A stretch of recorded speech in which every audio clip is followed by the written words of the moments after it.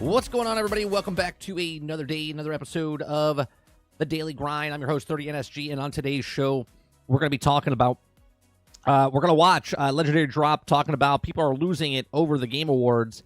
We're going to watch Xbox management can't keep a new game in the air. We're going to listen and watch David Jaffe talk about, I guess, his experience with Microsoft Flight Sim. We're also going to talk about War Never Ends. Sony's working on a handheld console to rival Nintendo Switch. I think I said that last year, before the rumors and stuff came out. It's 7 months ago. We're also going to talk about or watch IGN. Which gameplay is the PlayStation 5 Pro? This is a clip that's going on Twitter. It's been watched 189.5 times, which I think is funny. We're going to watch this first.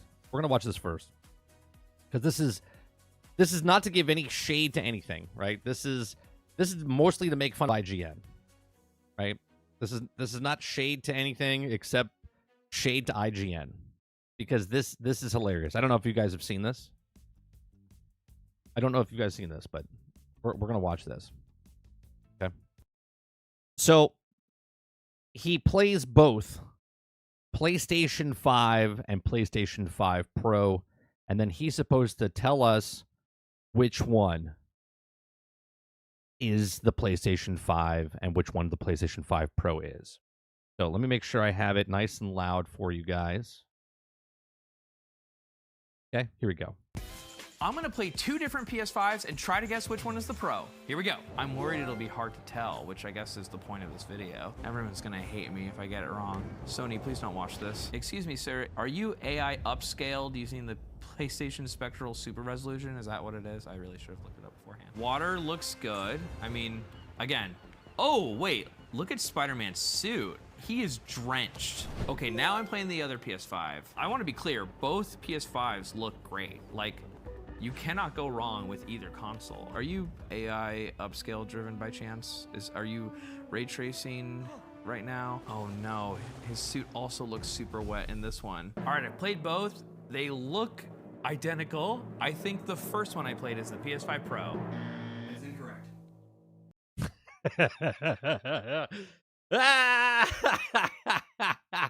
the whole point of this is that you can't tell. Look, they both look good, okay? You can't tell. So maybe don't buy a PS5. IGN can't tell. These are the people that are giving you reviews of stuff, right? They're giving you reviews of games and they can't tell. I mean, it speaks for itself, doesn't it? PS5 Good old Pro. 7GN. Yeah, it's great. I think it's great. 7GN comes through for us again.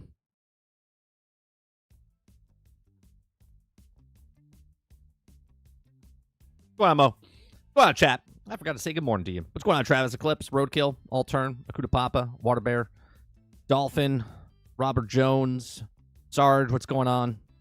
RPG, good morning. Who am I missing? Altern, good morning. L, good morning. Crowded House, good morning. Big Mo, good morning. Jaggy, good morning. East Vandal, what's going on? The fact that IGN put two consistent systems next to each other, played them back to back.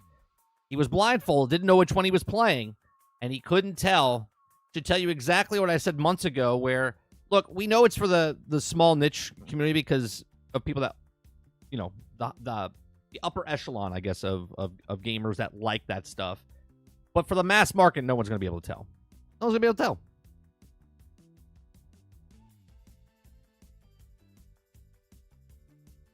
It's too good.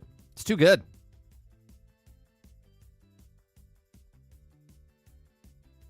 Yeah, we're going to watch Legendary Drop. I don't know what the video is about. He says they're losing it. They're losing their minds over the Game Awards, so we're going to watch that in a little bit.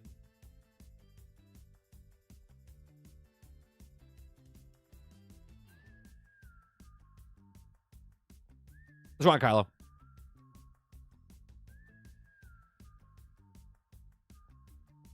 Travis says 30. Tell me that IGN isn't gamers. I mean, I don't know. They're the largest gaming outlet out there. And they have people that can't tell the difference between a PlayStation and a PlayStation 5 Pro.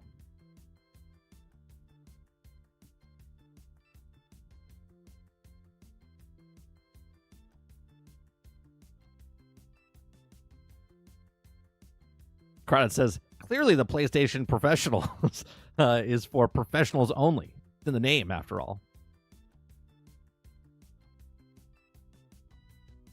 All right, so today we'll probably be done by like 12:30 or so. These next couple days are going to be, we're here today and tomorrow. We're here tonight and tomorrow night. But there is no show on Wednesday. There is no show on Thursday. There is no podcast this week. We front-loaded it last week with multiple chatting withs, and we have the GXG podcast. So tonight we have gameplay that we're going to play. I'm probably either going to play, what's it called, Brighter Shores, or we're going to see the TCG update that they put in, which is just selling cards. I think the guys come in and sell cards or whatnot, so it'll be a chill stream tonight. So there is no GXG this week because of Thanksgiving. There is no chatting with podcast. There is no shooting the shit with Sarge on Wednesday. So there is no show on Wednesday. So it's just today and tomorrow, and that's it. Come on, Krubsy. Not in any way attached to IGN. Thing was going to say, and this regardless, but there are so many people following the modern cycle of misrepresented straw man profit. Sure. Well, that I didn't understand, and I put it in Discord. Right, I'm confused. Right, East Vandal posted something from Airbagged, Kate Bush's husband, whatever, and it says, "Oh no, the guy all here." I'll bring it up so people can see it, so you know what I'm talking about. Okay, it says, "Oh no, the guy that's weird Gamergate guys were championing the dogging Dragon Ages doesn't like the shitty version of Warframe." Two things here. I don't know what this person's talking about. Not East Vandal, the person on Twitter, because the person that did the first review of the early access of Dragon Age was Austin, which was Skill Up's like editor. Okay, and he absolutely liked it, like loved it. Okay, and then when Skill Up had his review of Dragon Age, okay, he didn't like it, but he didn't like it because of the gameplay, the mechanics, the story, all of it. He didn't bring up one thing about DEI inside of his review. We watched it on this channel, okay? So I was very confused when this person is saying that, oh, look, he doesn't like, right? And it says Austin does not recommend the First Descendant. One, this is not even Skill Up. This is Austin on top of that. But Austin liked Dragon Age Veilguard, and Skill Up didn't like Dragon Age Veilguard, but because of the mechanics of it, not anything that has to do with DEI. And now this person says, "Oh, look, the person doesn't like." I'm so confused by this whole thing, because nothing's accurate in that comment. Nothing is accurate in that comment.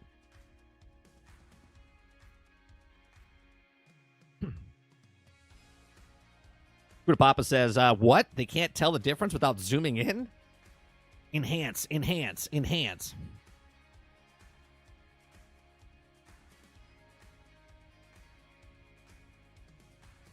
I've never even heard of the person, Jason. Never even heard of the person. East Vandal posted in there, and I was like, I'm confused. I'm confused because we watched that video on our stream, and Austin loved Dragon Age Veilguard, the early access that he had, and then Skill Up didn't like it, but for all different reasons. Eclipse says, just like Co Carnage, everyone that I've seen review the game has the same criticism, but we're just hate because it's all the trans people in it. Yeah, it's mind-boggling, Eclipse. Mind-boggling. Here's another thing, which I was going to bring up an article about Stalker 2, right? But we have a thing about Microsoft Flight Sim and all these other things that come out, right? Like Star Wars was broke when it came out, Battlefield 2042, Cyberpunk, Redfall, Fallout 76, No Man's Sky, right? There's just lists and lists and lists, Assassin's Creed games, Battlefield games, right? all of them were like broke, buggy, unfinished when they come out. Bethesda, ever since they launched Fallout 76, they got shit on because of bugs and glitches and whatnot. And Starfield got destroyed because of bugs and glitches. It was the smoothest of their launches, but still got destroyed because of bugs and glitches. And you could call me an asshole for this, but I'm just looking at it from a buyer's perspective, right? I'm buying a game. I know nothing of who makes the game besides the company, right? Like Bethesda, if it's the Hello Games, if it's a Activision or whatnot. I don't know anything else about that, right? Just as the average person that can't tell the difference between a PlayStation 5 Pro and a PlayStation, right? I have nothing to tell. I just go to the store, I pick up a game. I'm like, this game looks cool, put it in the machine, and then it's broken, buggy, right? That's who I'm looking at this from, okay? Now, obviously, the people that follow the news, follow the stuff, okay, understand that certain companies, the Ukraine company that made Stalker 2 was in a war-ridden country, okay? They started building it in 2018. They had to stop in 2022 because of problems. They're actually going to release it in 2022, but then they delayed it 3 years because of things that happened. And then they launched the game, and people are loving the game. A lot of sales are happening with the game, but it's still a broken, buggy game. Now, as the average person that doesn't know who created the game, doesn't know where the country is, doesn't know the people making the thing, where they're from, nothing. Just go to the store and buy a game. For some strange reason, people are putting this on a different pedestal than everything else when another game comes out broke, buggy, and unfinished. So much so, we're gonna watch David Jaffe here.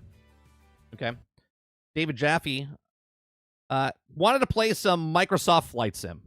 Okay, you wanted to play Microsoft Flight Sim. Just came out last week. You heard my tale last week. What happened? What happened to my son? You know, what happened with everybody that was trying to, right? So let's watch this and see what happened to David Jaffe. This is okay. I'm hitting every button. Nothing is happening. What is wrong with these f***ing people? I'm Matt Booty. That's all he does. He walks into the offices up in Washington State and he just says, I'm Matt Booty, and he goes home. He's mad at Matt Booty. Did Matt Booty's in charge of Xbox Studios, or is he in part of Bethesda? I think Matt Booty is part of Bethesda now, isn't he? What the f*** He's doing quality control over there? is happening? I mean, Harrison Ford landed his plane better than this. Come on now, that's not nice. Use the left shift to exit the aircraft. Sure, why not? Let me get out. The fucking helicopter. Oh no, I don't even know how to look around. Oh this is like the Twilight Zone set. Come on now, that's not nice. Yeah, what do you mean the software runs? It runs, Phil. It does, Matt. Why are you approaching me with that lighter? I'm going. Matt Booty, my Booty, is head of Xbox game division, right? Well, Phil Spencer is about. He's right below that. I thought they moved Matt Booty over to Bethesda. I could have sworn Matt Booty was Bethesda because of quality control. Did it not? Or am I wrong about that? Going to set you on fire. Come on, man. I had a shit day. I just want to fly around and see the beautiful Did they give him a promotion to all of Xbox Studios? earth below and have a new perspective. Matt Booty says no. I guess. Fuck this guy. I mean, he's probably at home sleeping like a fucking... Jack says yes. He's the head of Bethesda. Oh, as well. He's doing both? baby. I did it, honey. Booty's in charge of everything? Okay. Blowjob, please. One blowjob coming up, please. It's like I did it, honey. I shipped a game, and tomorrow we're shipping another one. Stalker 2. It's a big day for Matt Booty. Now, both games, Tuesday and Wednesday, Microsoft Flight Sim and Stalker 2, both came out broke, buggy messes. This has nothing to do with if you are enjoying the game or not. This is telling you the quality of products that are coming out, and it's not just Xbox. It's across the board, okay? It's Ubisoft, it's Square Enix, it's independent like AAA games, right? It's AA games. It's all of these games that are coming out that are broke, buggy, and unfinished, and they want full price for it. Is it? Obviously, at least Microsoft doesn't want full price for it because you can pay $20 for it on Game Pass. But, you know, lots of people are buying it on PC, and it's bad. Is it? Yeah, Booty's at home going, where should we go on vacation? We're going to have bonuses galore soon, sweetheart.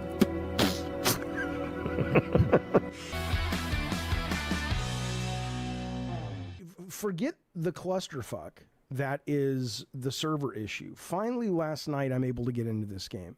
I cannot do shit in that game. Now, okay, so now he's saying, obviously the server issue, which if we just forget about that for a second, we forget about the server issue and we're like, okay, let's just talk about the game. Once you get into the game, can you play the game? I understand. Again, guys, I get it. It's a sim. It's a hardcore sim. People go and they trick out all their systems and shit, and they buy the flight sticks and they buy like big wraparound monitors. That's what I thought, Jax. That's what I thought. The guy from Rare, from Sea of Thieves, he got promoted to Xbox Game Studio. That's what I thought. And Matt Booty is with Bethesda. Absolutely get the idea. It's not supposed to be a Mario game, okay? But again, and this goes back to my fury at the Microsoft management. These guys are now overseeing group of games that, if they want their incredibly expensive investment in Game Pass to be successful, they need to get ahead of business as usual. And they need... Yeah, well, I don't even know what he's going to say here, but Xbox management, let's talk about just management across the board when we're talking about Sony with the hell's the game that failed? Concord, right? With Concord, or with EA with Battlefield, or Ubisoft with Star Wars, or Ubisoft with Assassin's Creed, or Microsoft with Flight Sim here, right? These upper management people in their positions, something's going awry in the industry, okay? Because products are coming out less polished, broke, buggy, unfinished. Concord technically wasn't broke, buggy, or unfinished. Concord was actually running well. It just wasn't popular because of the landscape it was coming in, okay? Right? And a lot of these games are coming out broken, buggy, and everyone's just like, it's okay. It's fine. That's the mistake. That's the problem that I want to bring up, okay? It's everyone, and I asked this question on a podcast week and a half ago, okay? I asked 3 people, right? Todd the Gator and his 2 co-hosts. I said, why do people keep buying broke, buggy games and defending it? And each of them said, well, I'm having fun. No one's going to tell me what to do. And I understand all that. But don't they understand, and I'm not telling them specifically, but don't people understand that if you keep buying broke, buggy, and unfinished games, you're going to keep getting broke, buggy, and unfinished games instead of just letting them fix the game before it comes out to launch? Need to say, we absolutely get, we would not want to go into the developers and tell them to make this easy. Make it as hard as it ever was. But this is a game that is really quite beautiful. It is a gorgeous looking fucking video game. It's beautiful. You can fly over your fucking house. It is smart and interesting and deep and absolutely cool and worth applauding and celebrating, blah, blah, blah, blah, blah. It is cool. Okay. There's a lot here. Forget the fact that the developer was like, we didn't know there was going to be that much interest yesterday. That's why our servers, we weren't prepared for the servers to get hit like that. And it's like, what? But fine, let's assume for the moment that's the case. Oh, yeah. Which, again, is a failure on the part of Microsoft. Oh, yeah, Jones. Flight Sim, you could play it. You could play it. You can get in the game and you could play it. But it is not a good experience right now. Okay? Now, I don't know about PC, but on console, it's struggling. It's struggling. It's almost like why they even updated the last one, because Microsoft Flight Sim 2020, it took them a while to fix and get to a point where it was really good. But now the load times were getting so long in that game because of all the stuff that they added. Now that they've put it over here, they put it in the cloud. Now the technology of this is where this is like, sounds fantastic on paper. And if it works, when it works, is amazing. But it hasn't worked yet. Been out a week. People pay full price. Now, 60% of the people have put returns onto this game on PC. It's like, guys, it's part of Game Pass now. We're pushing it. Blah, blah, blah, blah, blah. Everybody got Call of Duty. It's their first time with Game Pass. They're excited. They're going to want to, ooh, new game. How could you not know this was going to be something a lot of people were going to try out, okay? The amount of people that have subscribed to Game Pass because of Call of Duty has been meaningful. And thus, here, I'll show you. It's a real easy scenario to walk yourself through, okay? Which is this. Hey, I got Game Pass. I've been playing the shit out of Call of Duty. It's so fun. I am not going to play it today because I promised my friends I'd play tonight. What else? Oh, look at all these other games they've got. Oh, I've heard for years about Microsoft Flight Sim. It's a big deal. It's a big fucking deal. You're only going to get that captive, curious audience at the level that you get with Call of Duty being on Game Pass once. And they blew it. This game... I agree with that. I agree with that. So, morning, Winter Rose. As they bring people into Game Pass, right? Because that's what they want, right? They want to bring people into Game Pass, and when they're done, just like he just did in his little example, right? Oh, I'm done playing Call of Duty. I'm waiting for my friends. I don't want to play right now. What else is there? And then you click on a game. Whatever game that is. Whatever game that is, right? You're like, oh, Flight Sim. Let me pick it up. You open it up, and then all of a sudden, you're like, what the fuck? I don't give a shit, Okuda Papa, if it's much better on PC. That's not the conversation. The house burning next door to me, my house is safe, doesn't mean shit until it reaches me, right? They put a product out. It's on Game Pass. It's on the consoles. Not my choice, their choice. They put it on there, and it doesn't work correctly, okay? It doesn't matter if people are having a good time with the broken, buggy game. The matter of fact that it is broken, buggy game, okay? It doesn't matter that you're having a great time on your $3,000 rig, okay? It's a problem that people paid $20, $50, $70, $100, $140, whatever it is, and they can't play the fucking game because it's broke, buggy, and unfinished. As some of the absolute worst onboarding I have ever seen in my fucking life. It controls with the keyboard and the controller, which is fine, but it doesn't walk you through it. The way you move the cursor on the screen is not with your mouse, it's with the WASD keys, and the way you select something is not with the click of a button, it's with hitting the space bar. Nothing makes any fucking sense. And even if it's like, yeah, Jaffe, because it's a sim, blah, blah, blah. So he's complaining that the control scheme, I'm complaining that the game is just broke. Okay, he's complaining about the control schemes now. It seems like on console, or I'm sorry, on keyboard and mouse. All that's great. All that's great. Yeah, Awesome says it's a you're missing the point. He says it's a goddamn flight sim. Of course, his chat's pushing back on him, saying that, well, it's a flight sim. It's supposed to be difficult. I feel like we've just jumped ship now. Where I feel like we're having a Dark Souls conversation, right? Should it be hard because it's a sim or whatnot? I would assume that when you're playing a game like this, that you would want as many people as play it as possible, where there's choices, right? And again, I'm not having the same issues that Jaffe is as far as, right? I understand Flight Sim because I played the other one, okay? I'm not looking for the super detail like an Akuda Papa is, where he loves the Flight Sim so much, and he, you know, it's like he's flying a plane. We've seen those videos before where people build cockpits and stuff in their houses. Like, they want the experience of a flight sim. But that makes it super niche market, right? That makes it a super niche market. And I'll compare it to this. American Truck Simulator, Euro Truck Simulator, you could make it as realistic as you want as a truck sim, but they also make it as simplistic as you want, so more people can play the trucking game. So you don't have to worry about the air brakes and all this other stuff. You can just jump into the truck and then have fun being a truck driver. I think what he's saying here is that it's not on board super easy for people to get into this game, where it should be more easy to just hop in and fly.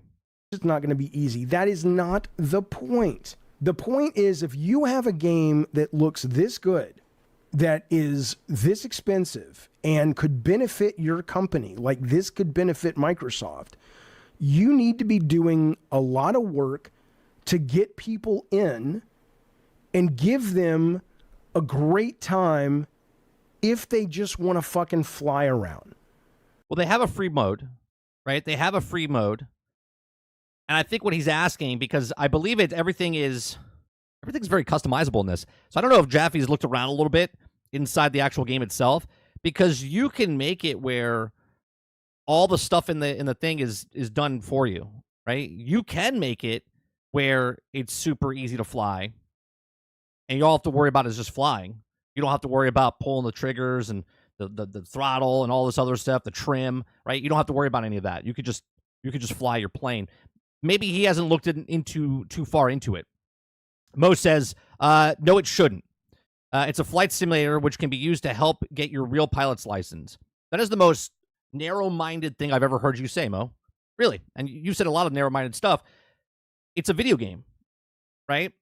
And if there's an option to make it the most difficult, so if you want to get your pilot's license and train for being a pilot, then you can do that. But if you just want to play it as a game, then you should be able to play it as a game itself. So you're telling me because it's meant for people that can get their pilot's license, it's supposed to be super intense and somebody is not allowed to play it. Is that what you're saying? If they want to see the pretty graphics and they go, ooh, fly over my house now. Ooh, that's where I grew up. That's where I went to school. There is no reason not to build a shallow end of the swimming pool for a game like this. Because A, you're going to make people happy and you're going to please your customers. And B, a percentage of them are then going to say, oh, I can do more advanced things. I can do more advanced things.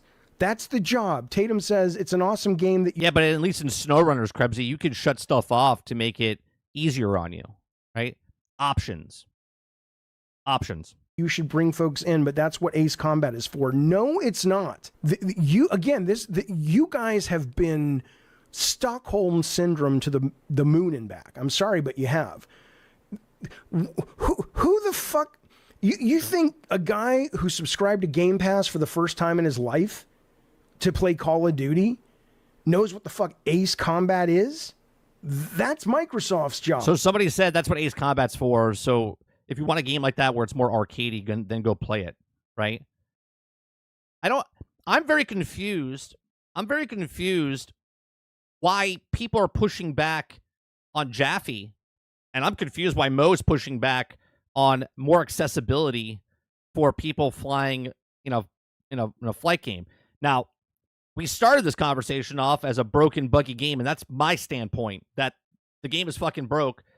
I don't give a shit if it's able for people to play it or not. My point is, you can't play it because it's so fucking laggy and buggy that it's a terrible first impression. Okay? Terrible first impression. This is more information coming to me from what he's saying. To basically say, hey, we've got this audience here, and let me show you how easy it is. This is a game called Sky Odyssey that was a PlayStation 2 game. And for its time, it was excellent. Okay? It was simple. It was fun. All they need to do is build in 5 to 20 just fun missions and let people enjoy.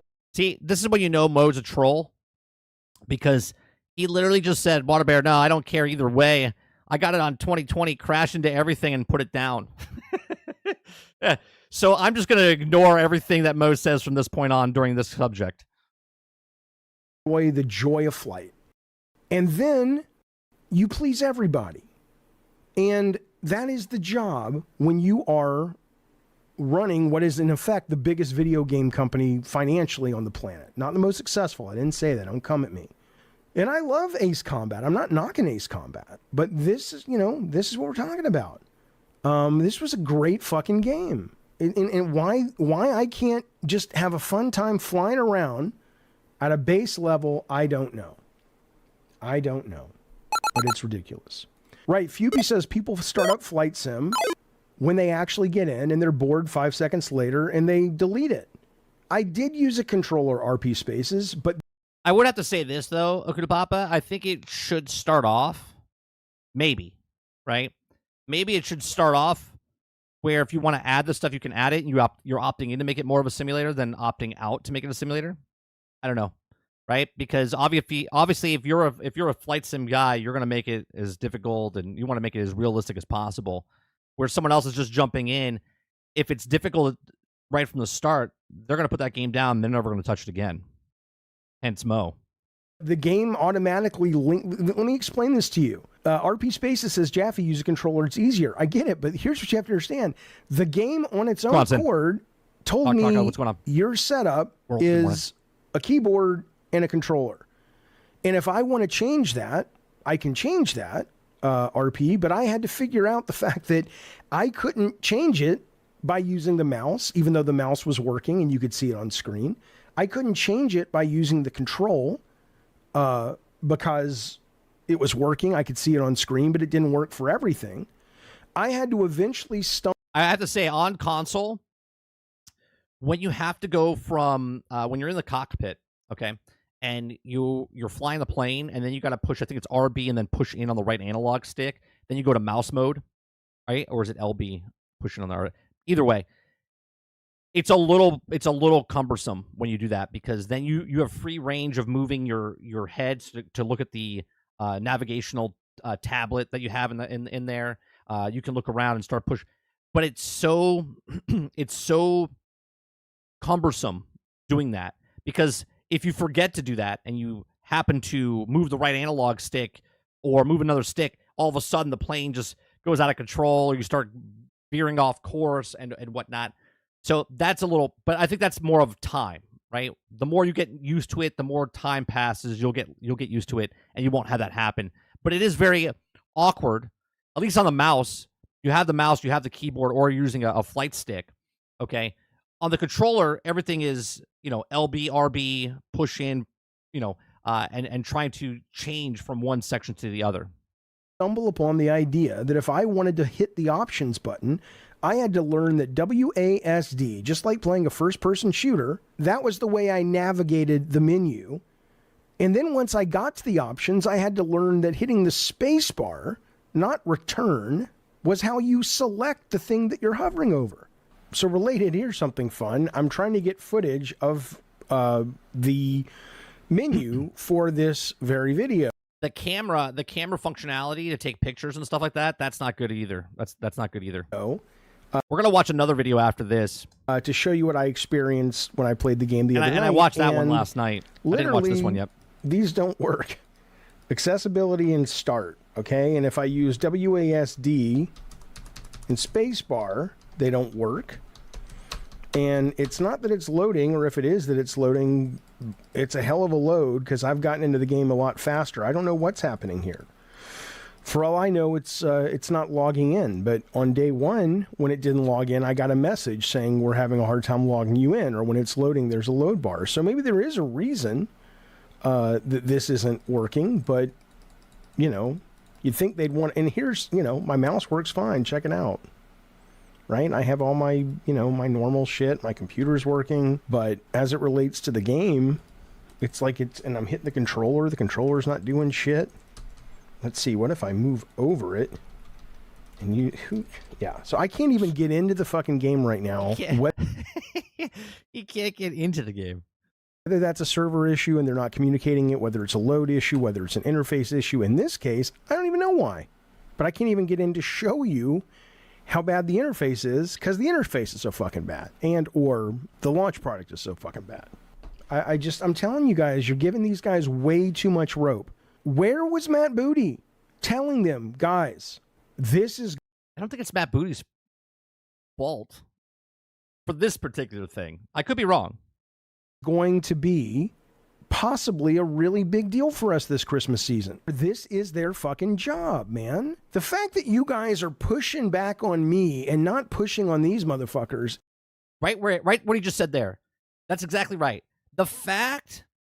Right, besides Mo trolling me, trying to defend it, whatever, right? The fact that people are pushing back on Jaffe instead of pushing back on Microsoft is the insane part, right? Is the insane part. Because Jaffe's not the one that sold you a broken, buggy game that's not responding correctly or loading in or crashing, right? It crashes all the time on console, okay? He's not responsible for that, but yet people, this is that chart that we looked at last week, guys.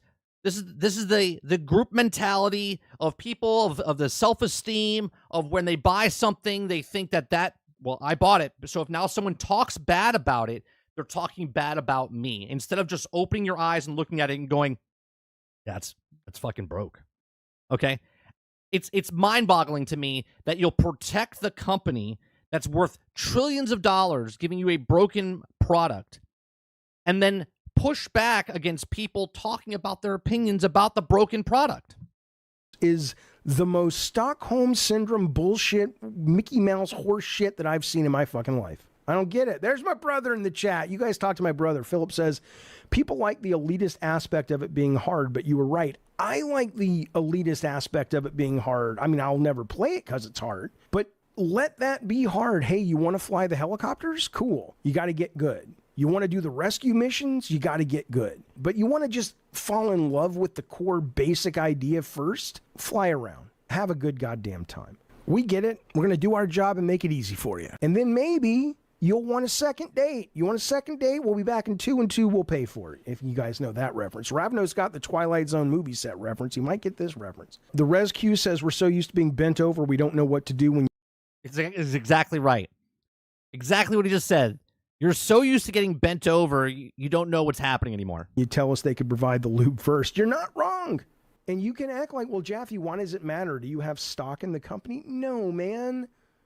But No, I don't have stock in the company either. I just want a fucking product to work.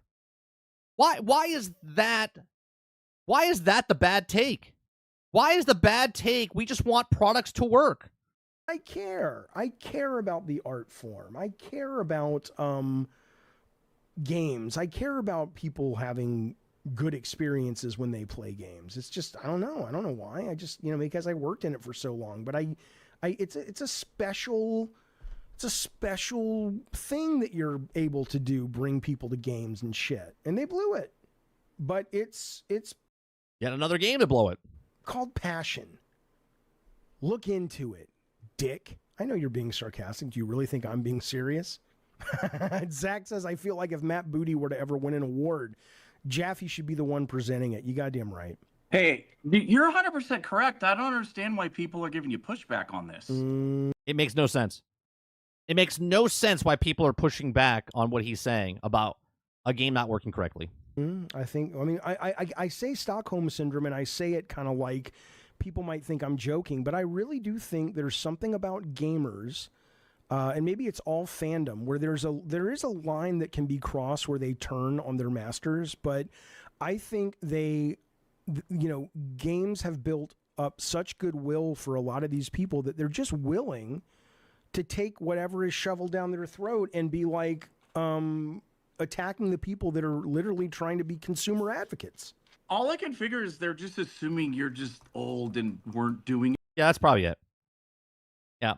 I'm going to say there might be some user error issues about his complaints about, because you can go to the menu system and make it where you can just fly the plane. You can shut off a bunch of stuff. You can skip certain sections. You can just get up in the air and start flying. You can do all that stuff.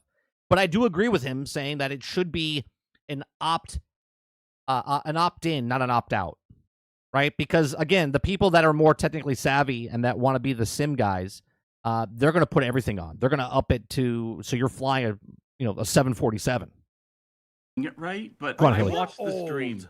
It was insane. You were trying to control stuff, and the mouse cursor wouldn't fucking move. It kept saying hit B to access this stuff, and you're slamming B, B, B, B, B. Nothing would happen. Yeah. Jesus Christ, man. Maybe we can, it's like jumping flash. See the Let's see if we can pyramids? figure out a way to bounce over to the fucking pyramids. Holy shit. Is he in camera mode right now? Is that why he can't? And I'm asking, Akuta Papa, is he in camera mode right now? And this is why he has no control over the helicopter. Yeah, Microsoft, what are you? Come on. These guys are so bad at this job. No. Why are we back to this horse? I don't want to be in this camera. All I did was hit one button. I don't even know. I think this section here of him having issues is not knowing the control scheme. I'm going to get that shit off the screen. Hang on. Okay, so B. What is the matter, Microsoft? Can you guys not do the fucking job? Well, it's like, my God, Microsoft, fucking make it so your fucking controls work.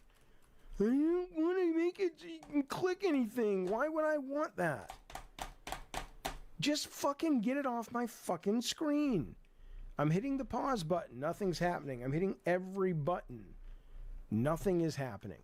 What the fuck is happening? This is the John Denver simulator. Come on now. That's not nice. Well, let's maybe... Oh, Jesus. It's like Jumping Flash. Let's see if we can figure out a way to bounce over to the fucking pyramids. Holy shit. Yeah. I'm Phil Spencer. I think that he's in camera mode there, and that's why he doesn't know how to get out of camera mode back in. But his points still stand with the game. It's time to put... We're going to watch another video from Blunty. He's been in charge for about 5 years, sir. He's really struggled with that. It's time to put Matt Booty in charge. All right. Are you sure, Phil? It's my vision. Okay. You know, they just laid Connie Booth off from Sony. She's a fucking genius, responsible for Spider-Man, Last of Us. Matt Booty is the solve that we all need. Knock, knock, knock. Who there? The solution, a.k.a. Matt Booty. All right, go give Jaffe links down in the description below. Give it a like. Let me bring up Blunty's video real fast.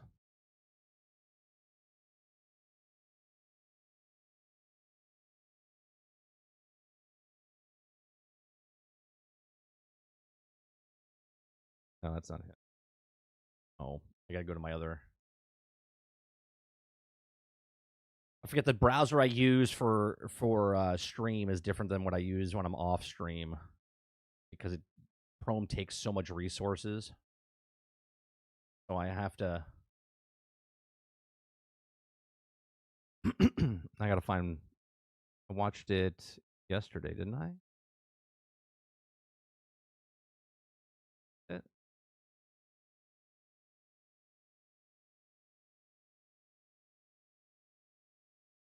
Oh. Like, wait a minute. 1 second. And then the whole Stalker 2 thing, that's another mind-boggling thing to me. Right? I get it. I totally get it. Right? That it's a group inside. This is Blunty. It's a group that's inside a war area, okay? And yeah, this is it.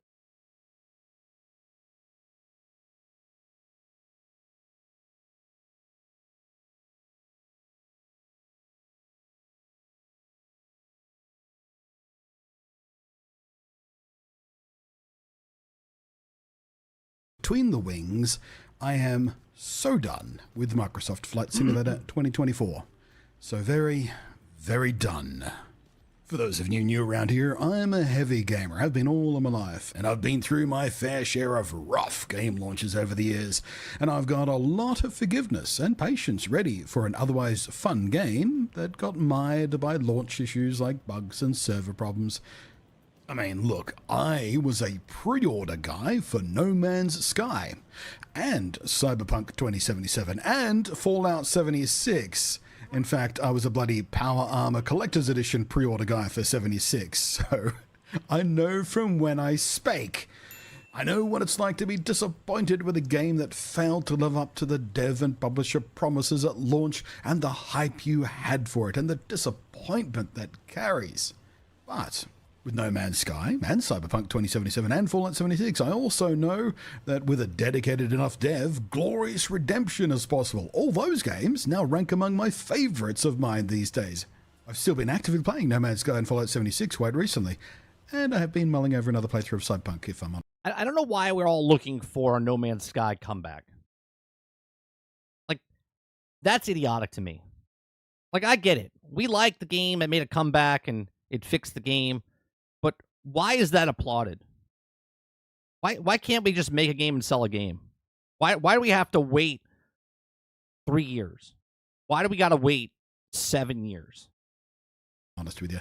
So, when I say I'm done with Flight Sim 2024, I mean I'm done trying with it until or unless they fix it. And it needs a lot of fixing, because right now it's not just the server issues we saw on day one that stopped people from even being able to play it at all. No, those server issues are in fact largely over. The general performance of the game and the server streaming stuff is actually pretty solid, and has been since at least late on day two.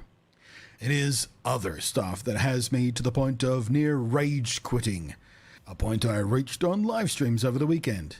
And I'm far from alone. Let me know on the down below He's got 35 hours, he said. 35 hours in the game. how you're feeling about it. But the review bombing over on Steam on day one over server issues has not abated or reversed itself yet, because, well, the game isn't fixed yet. Because the servers are okay now, as I mentioned, but there's still a catastrophe of game-breaking issues killing this thing from the inside out for countless players. You'll easily find piles of reviews listed under product refunded tags on Steam, and the active users have more than halved in just the 5 days since launch. That's not a very good sign of a game that people are enjoying, is it? That's just on Steam, of course, but that is an important It's a lot of refunds. I mean, he's just showing a couple, metric. but that's a lot. Why?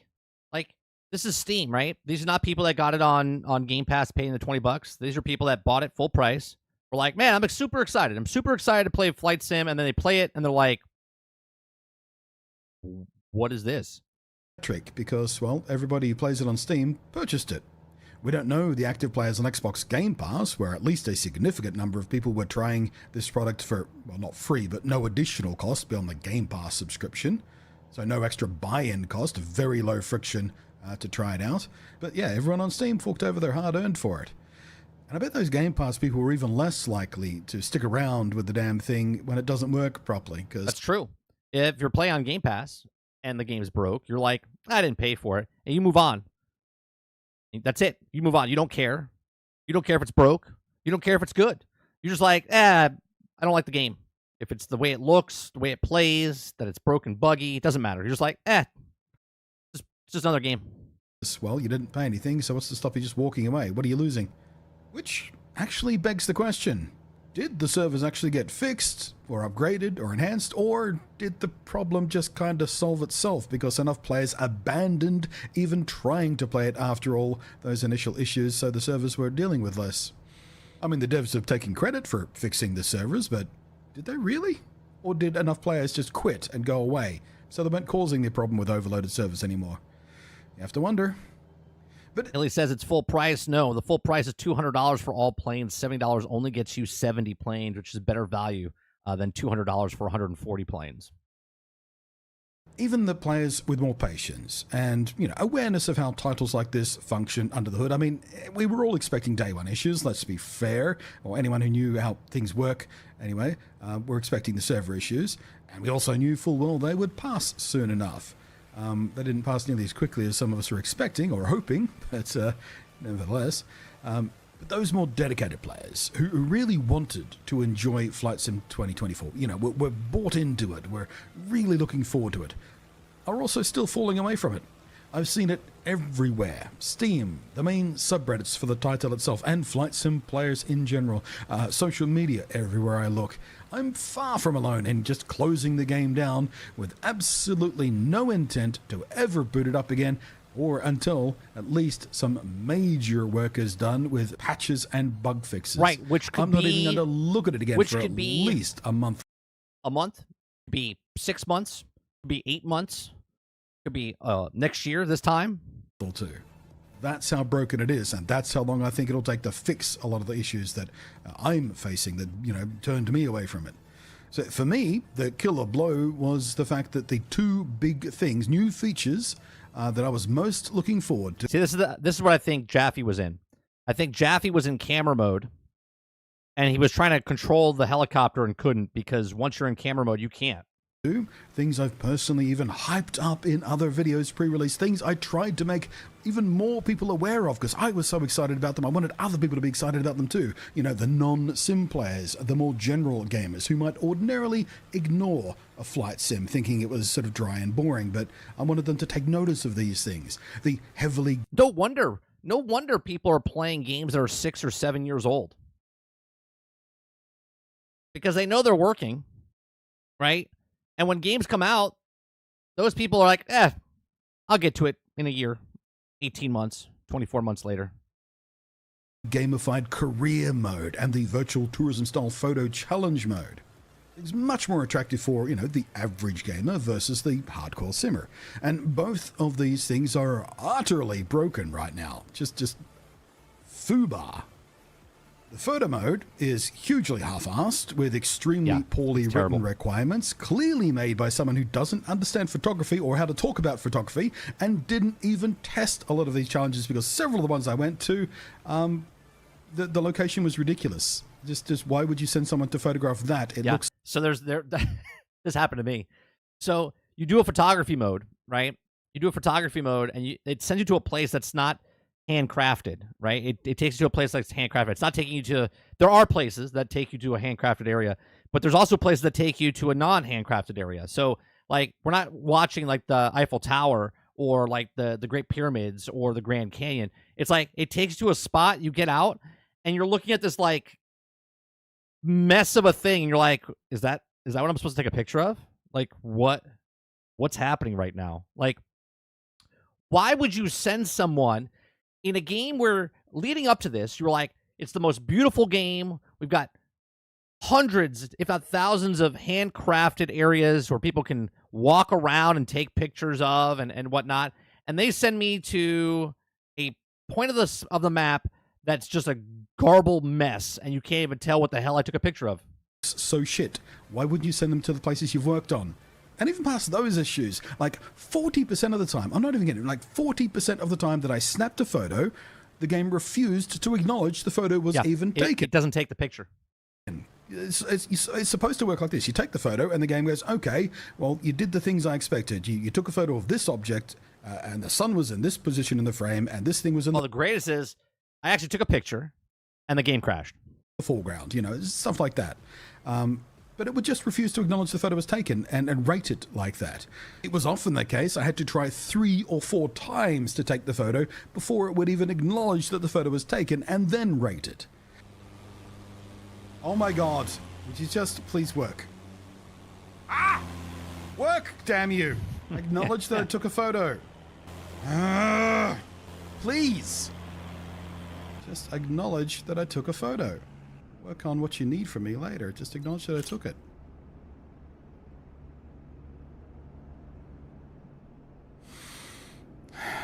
All right, I'm done. I'm officially done. But the worst part is the career mode. I was really looking forward to the career mode. It was easy. There's like a little moment there. He's like, I'm going to smash something. No, I'm good. I'm done. The thing I was most excited for. It is so catastrophically fucked. It's too broken to play. There's certain missions that simply glitch out.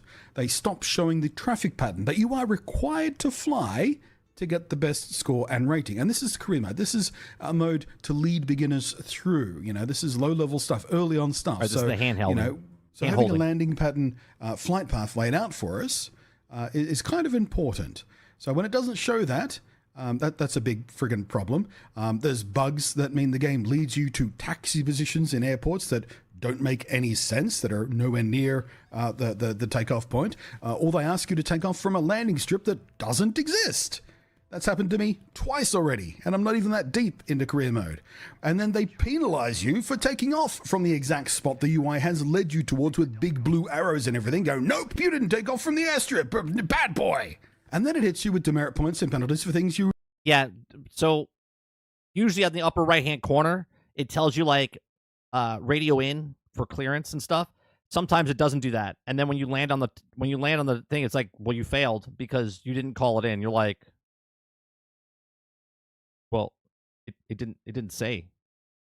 And someone will be like, well, obviously you have to do it. We're like, well, if I'm just playing the game and don't know because it didn't tell me I had to, like it's telling me to land on the runway, right? But it didn't tell me to call in the thing. Are not even doing or would ever expect to have to do because the game didn't tell you that you needed to do those things, like being penalized for not using your taxi lights in the middle of the day under bright sunny skies when the lights would make no difference anyway, and haven't been a requirement for any other flight you've done at that time of day in that aircraft.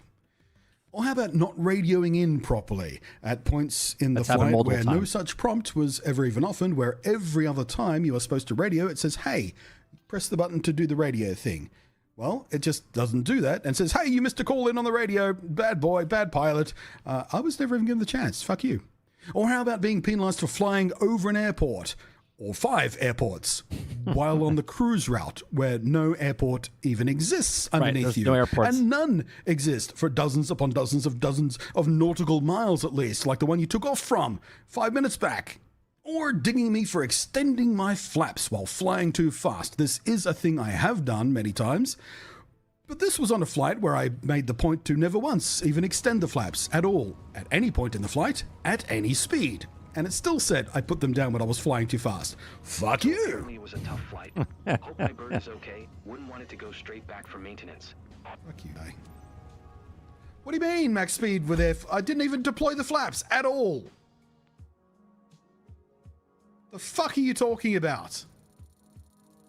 I very deliberately did not put the flaps down at all on that. Smooth. Every time I have on that plane, it pinged me. I can't get higher than 44. I was doing. Fuck you. This is some bullshit. I think I might just leave career mode alone. Landing it's on night. It wasn't a night takeoff though. I gotta protest losing those points. It was not a night takeoff. Landing lights on a night in the takeoff. Morning. The sun was well and truly up and had been for several hours. And this is not just me making shit up or misunderstanding how the game works. This stuff happened while I was live streaming. I have dozens of witnesses who watched this happen. It is beyond frustrating. Career mode is continually penalizing me for so-called mistakes that never happened or make no sense at all. It is just pointless to even try to play this career mode right now. It is that broken. It doesn't work properly. Because at any point, for any reason, the game just nukes your reputation and score for no reason, stalling or even reversing any progress you have earned. So then what happens there is you're penalized for what it is. You're not making as much money. And because you're not making as much money, then you have to do it multiple times more. So you're only getting paid like $2,000 or $3,000 per trip. But your next thing costs like, try to buy a plane. Obviously, it's going to take you a really long time. So the grindy is there. And then obviously once you purchase a plane, which I haven't done yet, you got to maintain all the problems with it. So if you damage it or break it or do anything wrong with it, then you have to put more towards it. So it'll be interesting to see. I think it's massively broke right now, and they're not rewarding you the correct things, and they're also penalizing you on stuff that's actually not happening. Or should be earning. I'm a pretty ordinary pilot. I'll freely admit that. And I'm happy to be pinged for mistakes I actually make. I've spoken about this before, pre-release when I was talking about the career mode. I said, oh, this is fantastic. It'll make me a better pilot because it rates me on all the little things I'm doing wrong so I can pay more attention to that and get them right. I want that system to teach me. I want to be able to learn from it and get better at being a pilot. But when I'm being kicked in the shins for no reason, for stuff I didn't do and shouldn't be expected to do, well, it's time to tell the Servo Studios. No, it's not dead on arrival, Water. It's not dead on arrival. The problem is when Flight Sim 2020 came out, it had problems as well. Then they made a No Man's Sky comeback. And then instead of just continuously adding to that game, it was getting worse and worse because of the load times and whatnot. So they decided to make Microsoft Flight Sim 2024, which is now like a reset button of like, this game's in worse shape, okay, but with more stuff to do, but in worse shape than 2020 was when it came out. Last game to piss off. It clearly has launched unfinished. It is not ready for launch. And I spoke about this in a previous video. There's missing features at launch. There's missing content. There's stuff that was promised that just isn't there. The API for third-party developers isn't even finished. So the marketplace is broken and missing, and third-party devs can't finish their work. I'm convinced the only reason this thing even launched at all when it did is because it's called Microsoft Flight Simulator 2024, and we're running out of 2024 to release it in. So they just vomited up whatever. Yeah, I agree with that. They had to get it out in 2024, otherwise you can't release 2024 in 2025. So they're like, put it out there. We'll fix it over the next time. So yeah, it released in 2024, but it won't be working until late 2025. They had done just to hit that release date. That's what happened. It's clearly unfinished. It is not ready.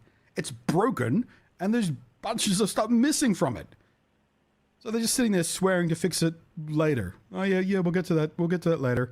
Probably a few weeks, I don't know. Yeah, it'll be ready when it's ready. No, you launched it unfinished, you bastards. It's not good enough. It's irresponsible. It's greedy and ultimately self-sabotaging. Yep. Because Asobo are now on my shit list of devs who I will never, ever trust again. And they did the exact same thing with Stalker 2. Stalker 2 is in the exact same position where it wasn't ready coming out. There's lots of problems. Now, people are liking it. It sold well, okay? But that doesn't...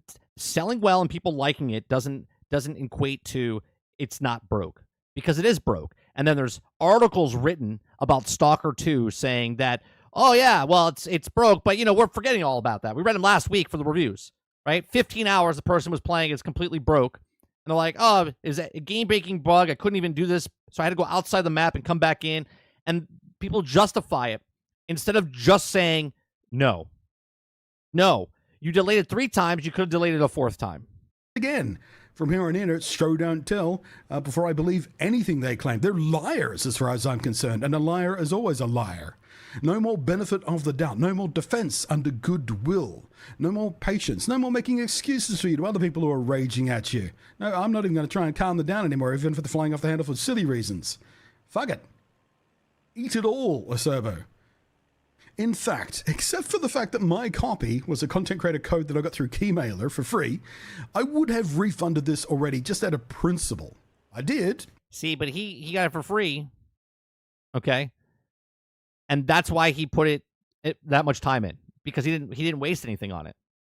Uninstall the Game Pass version I also had installed, just on the chance that that's a metric they track somewhere in any meaningful way. Oh, look how many people uninstalled it after a few hours. I gave them 35 hours of my time between the Game Pass version and the Steam version, and that was a very generous 35 hours. That was a lot of frustrating hours in those 35 hours. I gave them way more patience and time and benefit of the doubt that it turns out that they deserve. But, I'm drawing the line here. This far, no further. How mad am I about it? Well, enough to make a video like this to express it, I guess, because this is not something I often do when deciding a game is not good enough to keep playing. Usually, you play a game and go, oh, well, that's not for me. I guess I'll just play something else. I don't make a whole video rant about how bad it is, unless it is particularly bad, and, of course, high enough profile for other people to give a crap. But this fills that Venn diagram out. I'm annoyed enough at it, it's high profile enough, I was excited enough about it, and I want to warn more people away from it. Don't bother. If you are waiting for the servers to be fixed, on day one, you saw all the problems, you go, oh, I'll just give it a week and wait. No, keep waiting. Or just decide not to get it altogether. It's so broken right now. Not worth your money. Spend it elsewhere. The money's burning a hole in your pocket, and I give it to me. I haven't pre-ordered Monster Hunter Wilds yet. I need some money for that. How much does the top-end edition of that cost? I've got no problem with pre-ordering that thing. I've got confidence in the Monster Hunter team. They've learned that the hard way. I mean, don't get me wrong, it's probably going to have issues on day one as well, but still. Video gaming, it's a heck of a hobby. Yeah, so let me know down below how you're feeling about it. Thank you, as always, to the patrons for your support. I am Blunty. Like, regardless if you, look, if you want to pre-order a game, and you want to play a game because you like the game, if it's Path of Exile 2 coming out, or if it's a Monster Hunter coming out next year, fantastic, right? This applies to all games. Make a game, sell a game. You come out with a game, and if it's broke, buggy, or unfinished, then the game should not be released. Right? Shouldn't be released. Right? How do you delete? How do you delay a game 3 times, but then the 4th time you're like, no, we're not. We can't delete. We can't delay it a 4th time because if we delay it a 4th time, it actually might work when we finish it. Nope. They release the game, right, and everyone's just okay with it. It boggles my mind.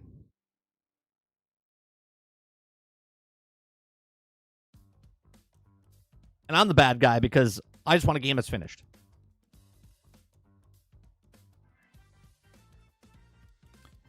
Matter said something up here earlier. He said, I'm really starting to believe that Game Pass is Microsoft's internal name for early access. And after 3 to 6 months, the games will get patched and launched properly.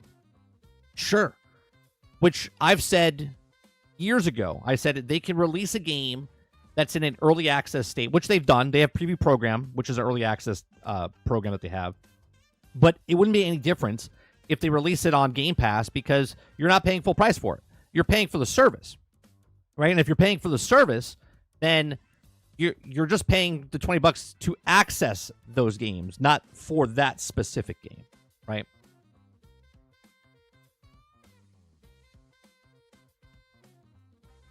Right, I'll turn. So crazy asking the devs to just finish their games. Just mind-boggling to me.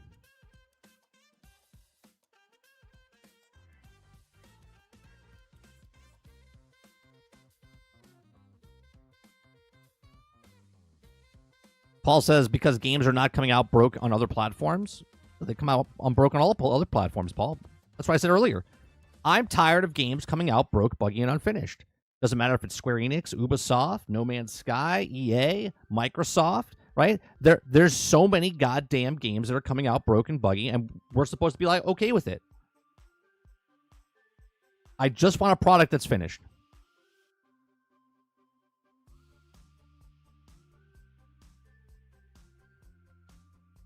Flip says, especially nowadays, like to could at least be prepared for a server with an open test or something that at least help out a bit.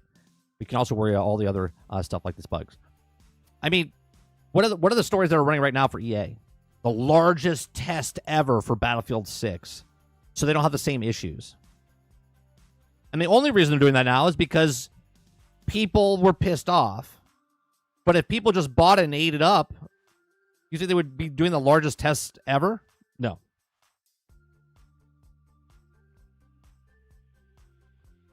Dolphin says, didn't PlayStation market Cyberpunk? Not only did they market Cyberpunk, but they also marketed No Man's Sky. And No Man's Sky came out, and it was a terrible game when it launched.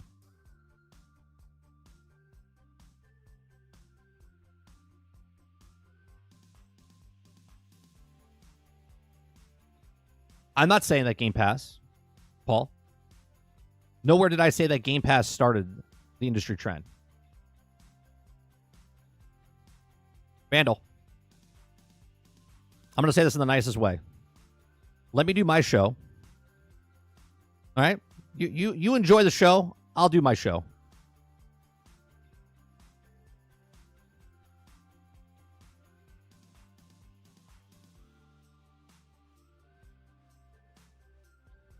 I got other things I'm talking about.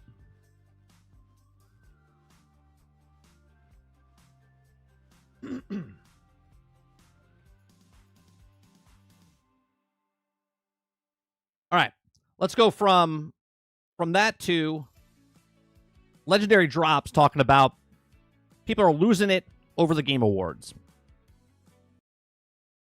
All right, you can find all the description. I got to put Blunty in the description down below now because I added that one by accident. I forgot to add it to the thing. All right, so Legendary Gaming, or Legendary Drops. Sorry, not Legendary Gaming. Legendary Drops is people are losing it over the Game Awards. People are losing their minds over the Game Awards. And I feel like this sort of thing happens just about every single year. I mean... Oh, hold on. That's weird. The other one wasn't... Why is that one sped up? People are losing their minds over the Game Awards. I mean, I feel like this sort of thing happens just about every single year. I mean, it's everybody's favorite hobby, right? You have your favorite games, and when they don't get nominated or recognized, you start to ask some questions. And to be honest with you, over the last couple of years, the way that things have been going, I think people are asking questions for all the right reasons. I want to say this first. I am so happy that I was wrong in my assumption that Black Myth Wukong was going to get pushed out of the Game Awards, especially with how that game was treated up to its launch and then thereafter. It's actually funny. I saw a bunch of people go back to my video from a couple weeks ago talking about that very issue and trying to rub my face in the fact that I was wrong and then it got nominated. I'm just sitting here like, yeah, no. Yeah, it's like, yeah, I was wrong. So great, it's in the Game Awards now. That's good. I'm happy. The Game Awards to me is literally just a showpiece. I've said this multiple times over multiple years. It has no bearings for me personally. If a game is good or bad, I watch it for the commercials. Just like I watch the Super Bowl when my team's not in the Super Bowl, okay, which is a lot, okay, that you just watch the Super Bowl for the commercials. That's exactly what the Game Awards has turned into. That happened, especially after everything that game went through. What were you expecting? Hold on, I'll do it the right way. This is what you want. So this morning, I woke and I looked at myself in the mirror and I questioned everything about myself. Who is this lie? Who is this shell of a man? You don't even belong on YouTube. How dare you say your opinions on the internet, you fool! I'm so sorry. Now I'm getting a Game Award. But that doesn't mean that this year's award show isn't without controversy. There's actually plenty of it. Not only are we seeing a poker roguelike slip its way right into the Game of the Year category, but we're seeing a DLC and also even some underhand. The DLC is the one that's, I still can't get over it. I'm just like, how do you put a DLC? I understand a lot of people love it, but you can't play that game unless you have the first game, right? So you can't. It shouldn't be up for Game of the Year because it's whatever. Or seemingly underhanded changes to the voting process before the nominees went up. Now, one of the things that I've actually seen quite a lot of recently is people asking, why are you even upset in the first place? Who cares about these awards? They're meaningless. It's nothing but a show of... Right. You have to get super deep in the first game, and you have to kill a specific boss to unlock the DLC for the, right, just to play it. Vanity more than anything else, but I'm here to tell you that they mean a little bit more than that. Many people dismiss the Game Awards as a shallow vanity showcase, a glitzy night where the industry inside... I'm one of those people. Pat each other on the back, and there's little substance that comes from it. But this perspective overlooks the tangible benefits that ripple through the industry, particularly for the developers who win and the players who engage with their work. The Game of the Year award in particular serves as more than just a shiny badge. It's a moment of recognition that often carries significant financial and cultural weight. 1,000%. The reason I watched Destin Laguerre was talking about why is the Game Awards, he said, why is the Game Awards held in December? He was upset because there was games that were coming out that weren't able to be into this, like into the awards, because of the cutoff. And he was like, why don't they make it to the end of the year? And then all the games in 2024 or 2023, whatever, would be able to be eligible for the awards. And I was like, isn't it like, and I was saying this to the screen as I was watching it going, isn't it obvious, Destin? Like, because it's a marketing ploy. It's a marketing ploy to nominate these games, put it out there before the holiday season, enough time where it's the beginning of December, not mid-December or end of December. It's the beginning of December. Well, it's mid. I guess it's the 12th. Okay.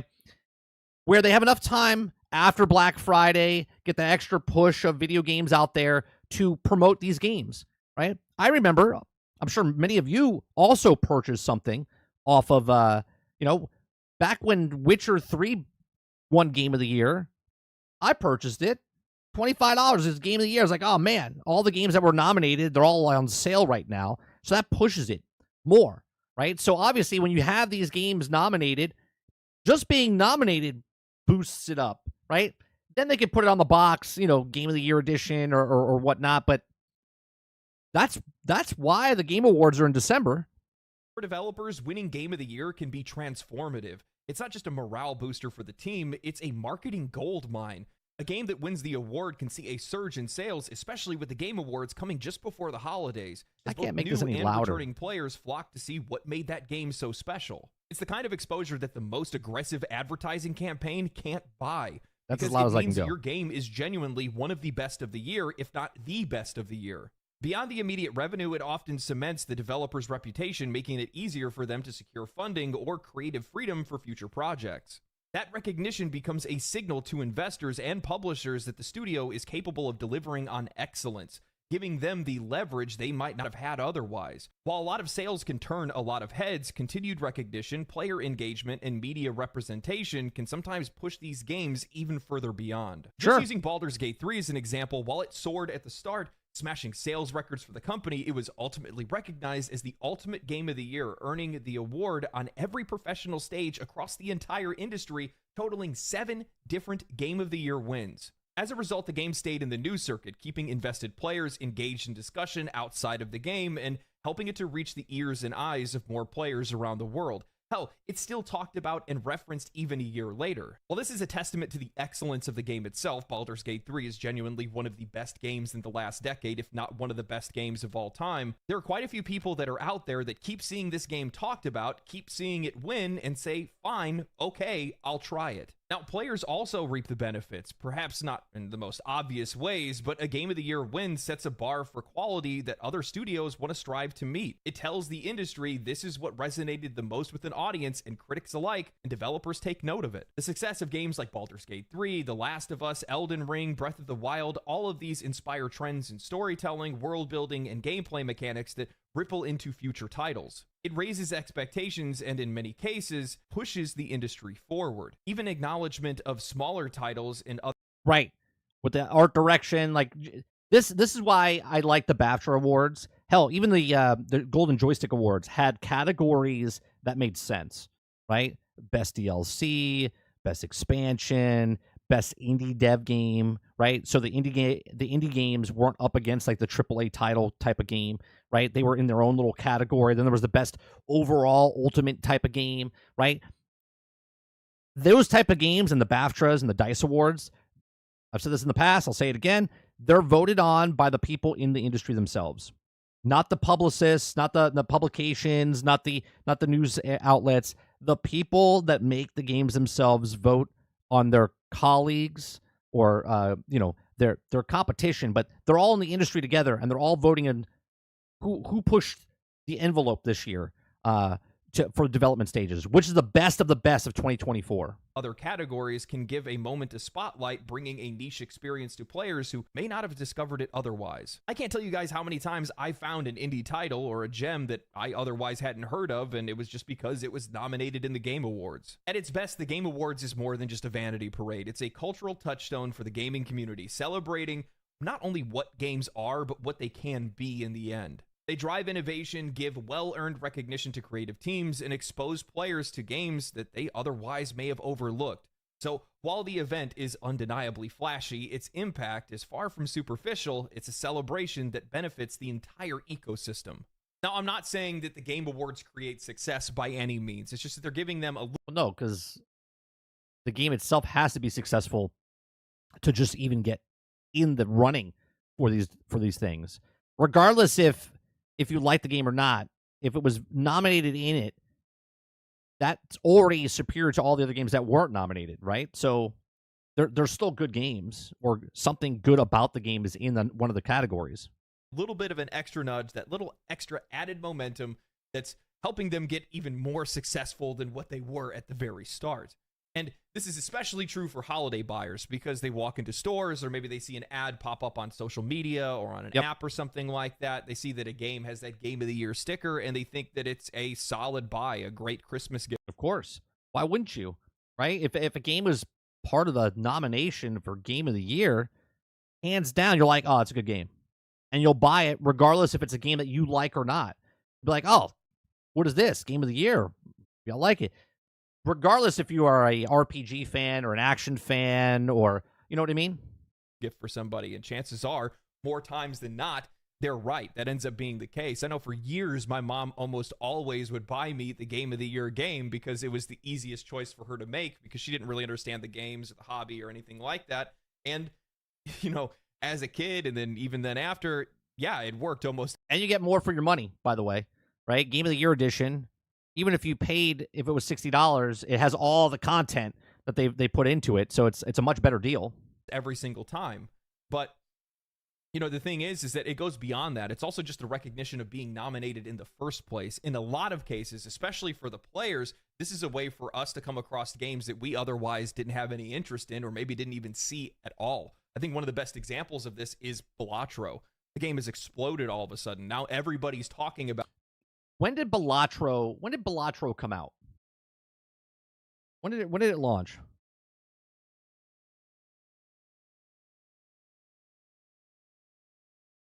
February. This is amazing, right? We do news all the time.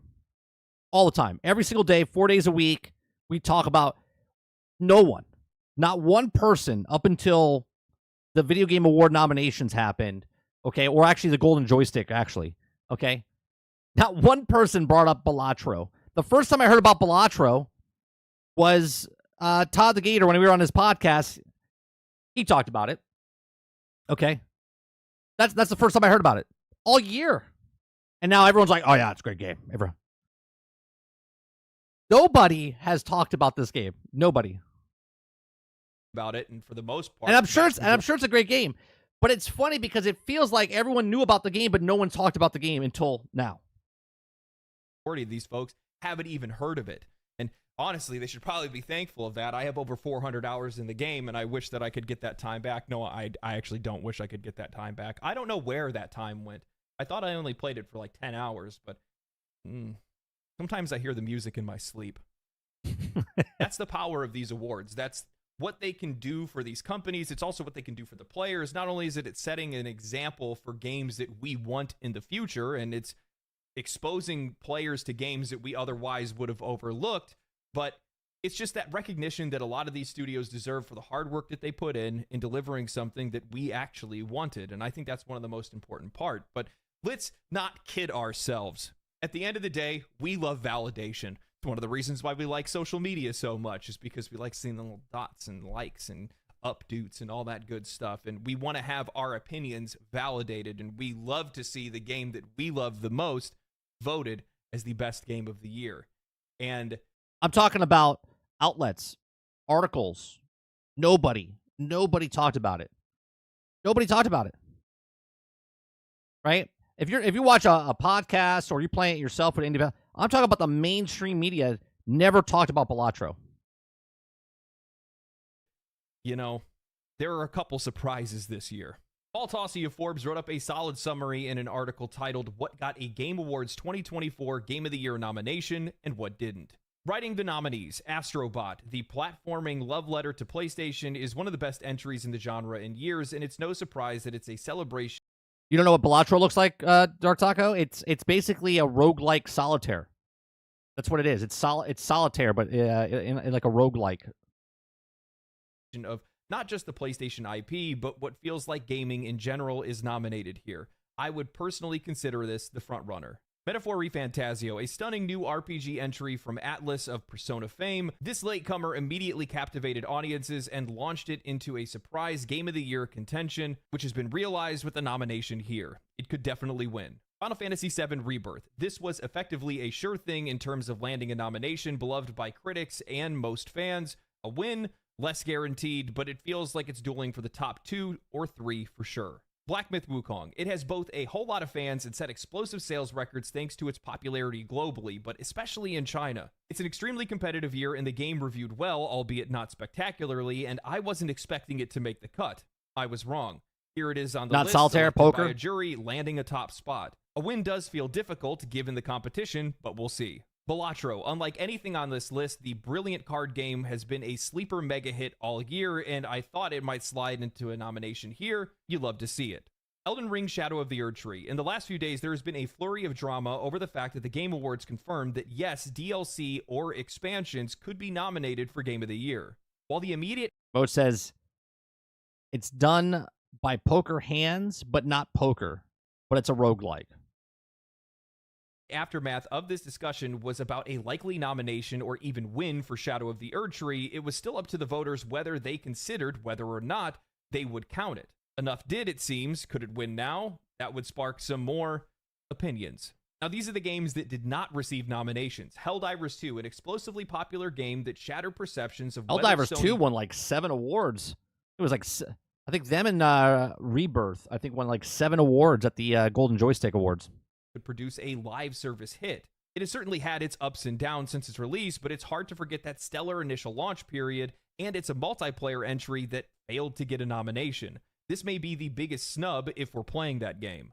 Silent Hill 2. This one was bound to be controversial as a remake, but Silent Hill 2 put up a large amount of nominations overall before the Game of the Year slate was ever even announced.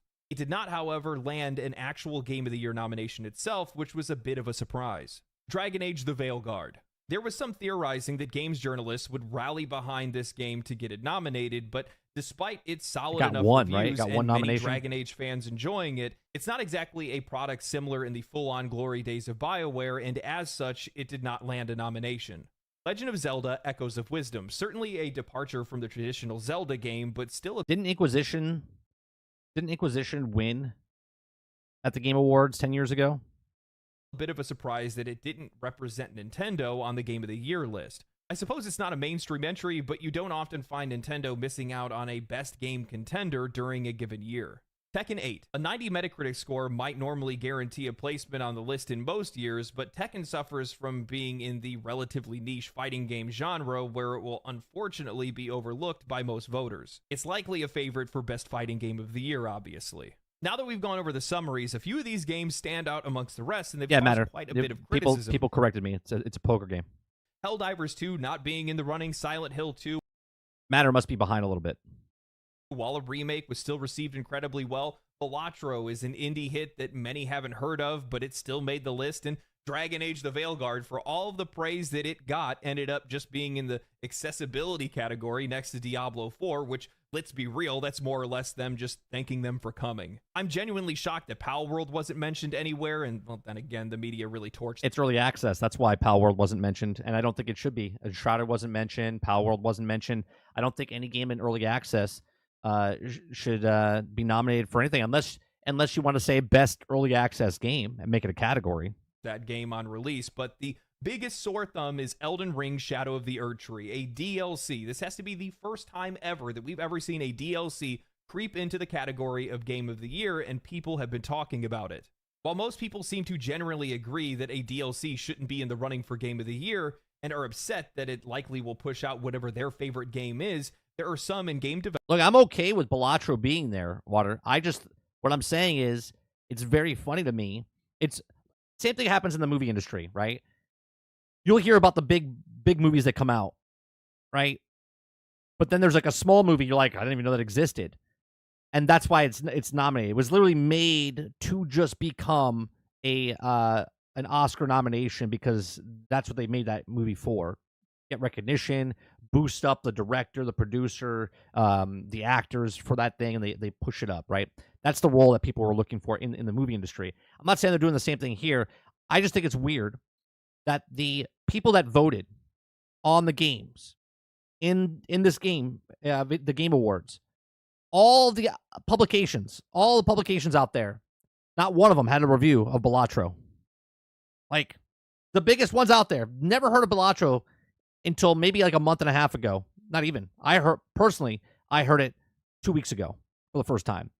But now that I remember, there's people saying about a month ago, okay, where's all the reviews? Where's all the stuff of this is the greatest game? They're talking about Stellar Blade. They're talking about Helldivers. They're talking about all this other stuff. No one's ever brought up Balatro until it got nominated. Development and games media that have begun to push back.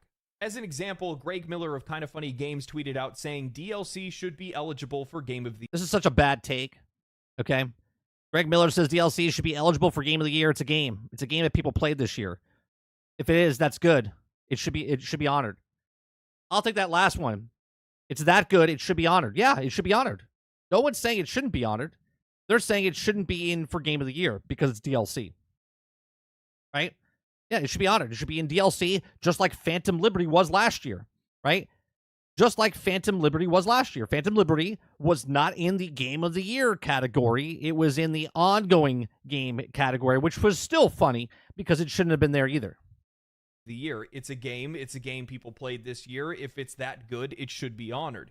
Thomas Mahler of Moon Studios also tweeted out saying, it seems that a few people are upset that the Elden Ring DLC has been nominated for the Game of the Year award at this year's Game Awards. Let me be clear, I'm 100% on board with this decision and told Jeff Keighley the same a few months ago. The industry is changing and we're moving from box products and sequelitis more towards games that are kept alive. It makes sense to do so. I think that in the future we're going to see more and more games that are treated as mere platforms that are receiving updates continuously, and we should celebrate those achievements just as...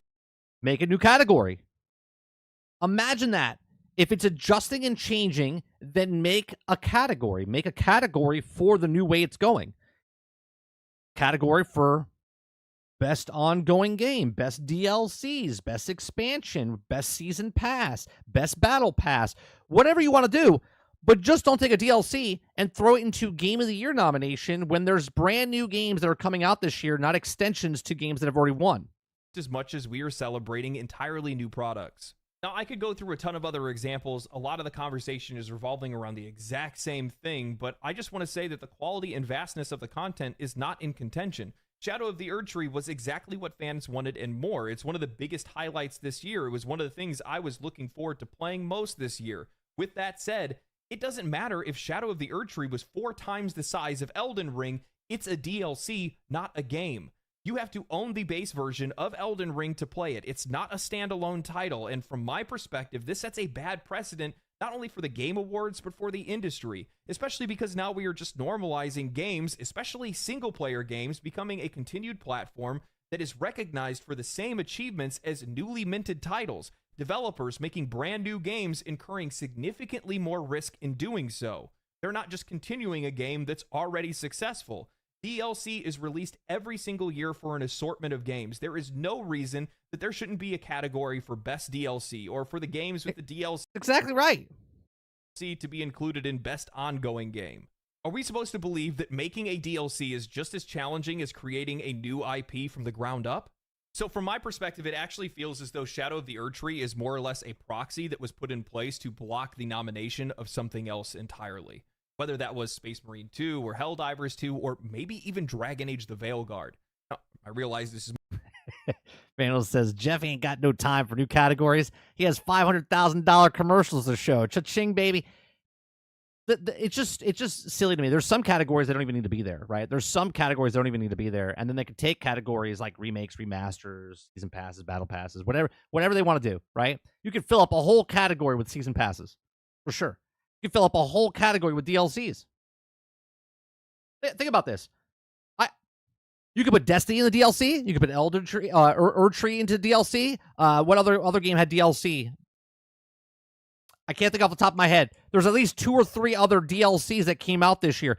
You could put Elder Scrolls Online DLC into the DLC category every single year, right? There's so many DLCs that come out that you could have put in. You could have put the Diablo 4 DLC, right? There you go, right? There's so many DLCs that you could put in there, and yet they're like, yeah, no, we got to put that DLC in Game of the Year. It's more of a conspiracy than anything else, but keep in mind, Paul just said, there were some rumblings of games journalists that were trying to push Dragon Age the Veilguard through, regardless of everything else that was going on around that game, and maybe forcing Elden Ring Shadow of the Erdtree into the conversation blocked that game or some other game from being nominated. It's too easy to vote for. It's likely the most widely played game this year by the most people and one of the most well-known names in all of gaming.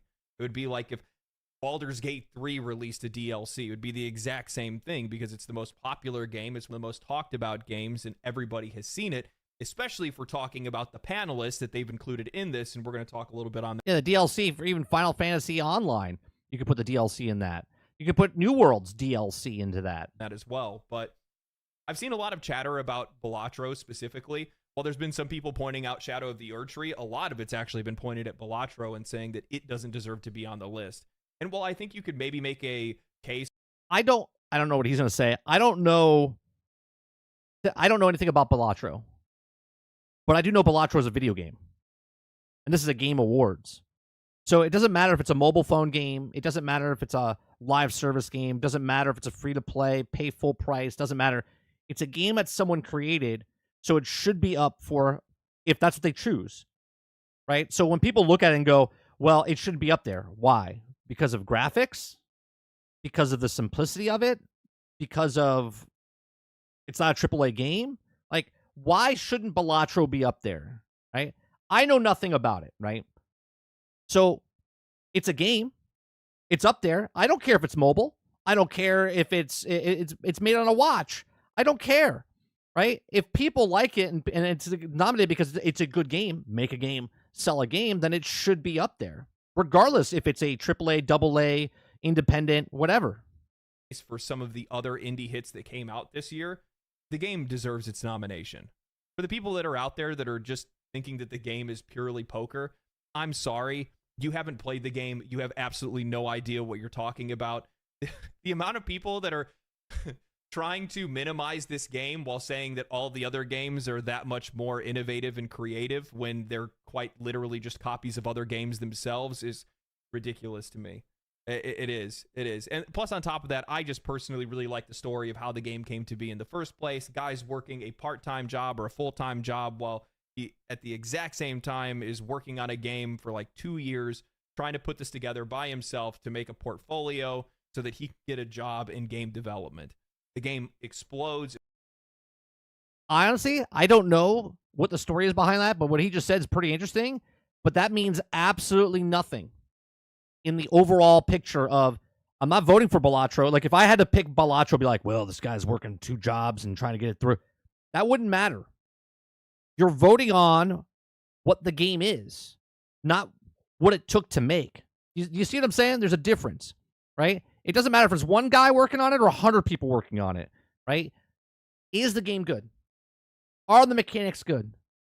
Is it polished? That's what you're voting for. That's what you're doing. It blows up. It's already spawned copycat. That's just bonus on top of that. Like his story behind it, it's amazing. Same with Cuphead. 2 guys put up their house for mortgage. Tunic working by itself. Notch used to work and didn't want to make it, so he started making Minecraft by himself. There's a shit ton of stories behind it, but that's not why the game is beloved. Beloved because it's an actual good game. At games, it sold millions of copies. It really is a innovative, interesting game. Super fun to play. I recommend it to everybody. I made a video on it like 7 months ago. You guys need to go watch that. It was actually really good.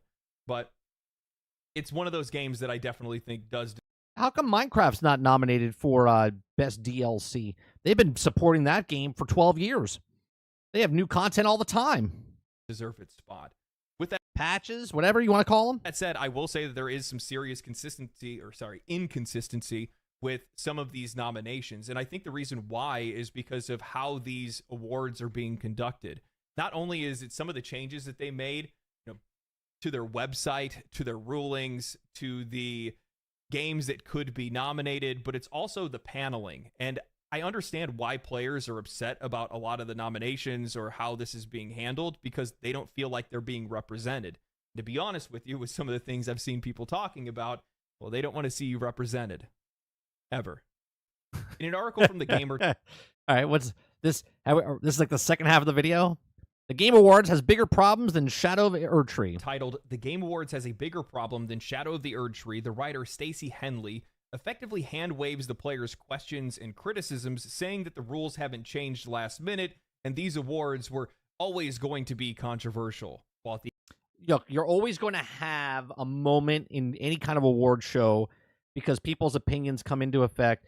What should have made it, what shouldn't have made it. You're always going to have that. That's not the point. The DLC for Erdtree is just fundamentally the definition of a video game, and that's a DLC. It shouldn't be in the running. They're not saying DLC shouldn't be in the reward show. They're just saying DLC shouldn't be in the running for Game of the Year. The exact same time, the article only cites itself and refers to itself when using that as proof. Literally every single link on this entire article is just referring to another one of their own articles or another writer from The Gamer. This article is all in response to people taking notice of a few things before the nominations were revealed and some of the changes that were made over on the Game Awards official website. One of the first being that DLCs were now recognized where they hadn't been in the past. Again, something that feels artificial, especially for this occasion specifically, because if not, then we would have seen Cyberpunk's Phantom Liberty nominated last year, right. But we didn't. Now, along with all this, players also notice that the voting is calculated with a voting jury taking up a whopping 90% of the vote, while players and fans only make up 10%, meaning that players are only a deciding factor in the event of a tie, and even then, their votes are likely not even a factor. And that's the reason why... Just remember, IGN's voting for you, and they couldn't tell the difference between a PlayStation 5 and a PlayStation 5 Pro. Players are raising the biggest outlet in the industry. Can't tell the difference between the two systems. Questions over the awards because they feel like they aren't being heard or represented. And in fact, we know that we're not being represented. The panel of judges are from outside outlets that have nothing to do with gaming at all. Looking at some of the outlets in the US, we have Entertainment Weekly, the LA Times. Like, why do I care about Entertainment Weekly? Entertainment Weekly? The New York Times, Pride.com, Rolling Stone, The Atlantic, NPR, and Rolling Stone. Variety. Looking at the UK, we have Discussing Films and The Mirror. Many of these sites and magazines are nothing more than celebrity gossip and tabloid magazines. Nothing representative of gaming culture, the perspective of players, or representative of the industry in any way.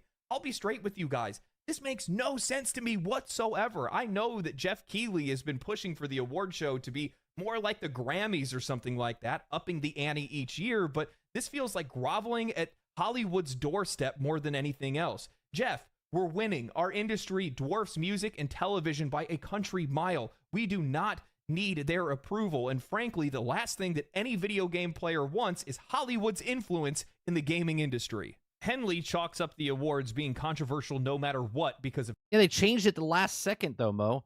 It's like they looked at the organization, like all the games that came out, and they're like, we don't have enough games for Game of the Year this year. Well, we really like the Erd Tree, so maybe we should put that in. They're like, I don't know. Should DLCs be in the thing? And they're like, yeah, they should.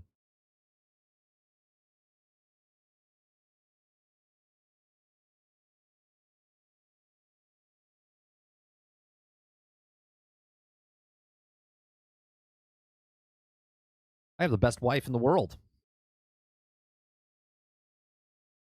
She just picked up my next issue for my Transformers comic.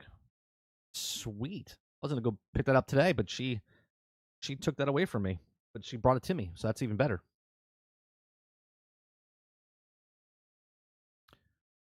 Of toxic gamers hand-waving their concerns, saying maybe it's more controversial this year because of everything that's going on in gaming. There are a few who dread Shadow of the Erd Tree's potential nomination on quality. It's roundly considered an excellent expansion to an excellent video game. The issue is the principle of the thing, and gaming has been short on principle this year.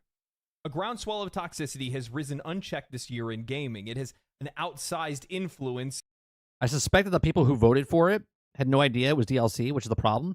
But how would they not know it's DLC, though, Hilly? They had to beat the game. They had to play the first game to get into that game to play it.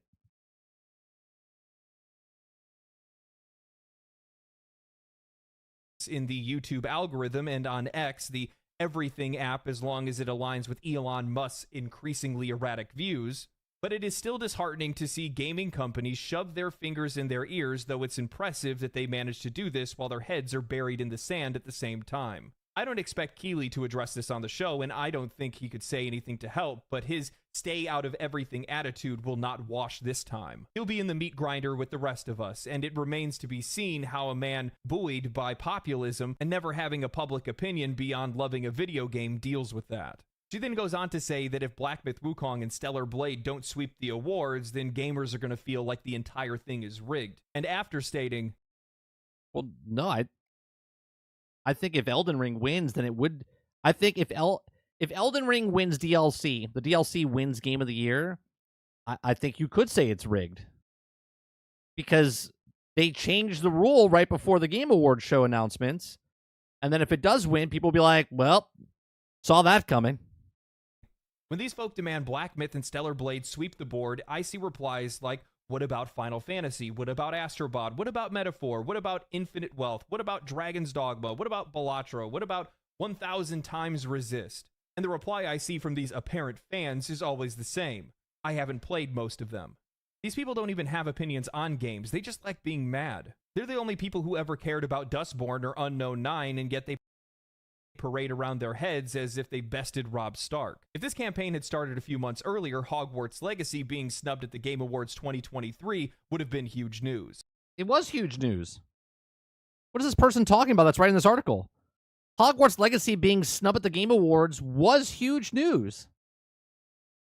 We were talking about it all the time. We're like, how do you not nominate that game for anything? People that like Black Myth Wukong and Stellar Blade are immediately looped into the group of these people, games that only had controversy. I think it won a Grammy. I think Hogwarts Legacy's soundtrack won a Grammy, but it wasn't nominated in the Game Awards. Think about that for a second.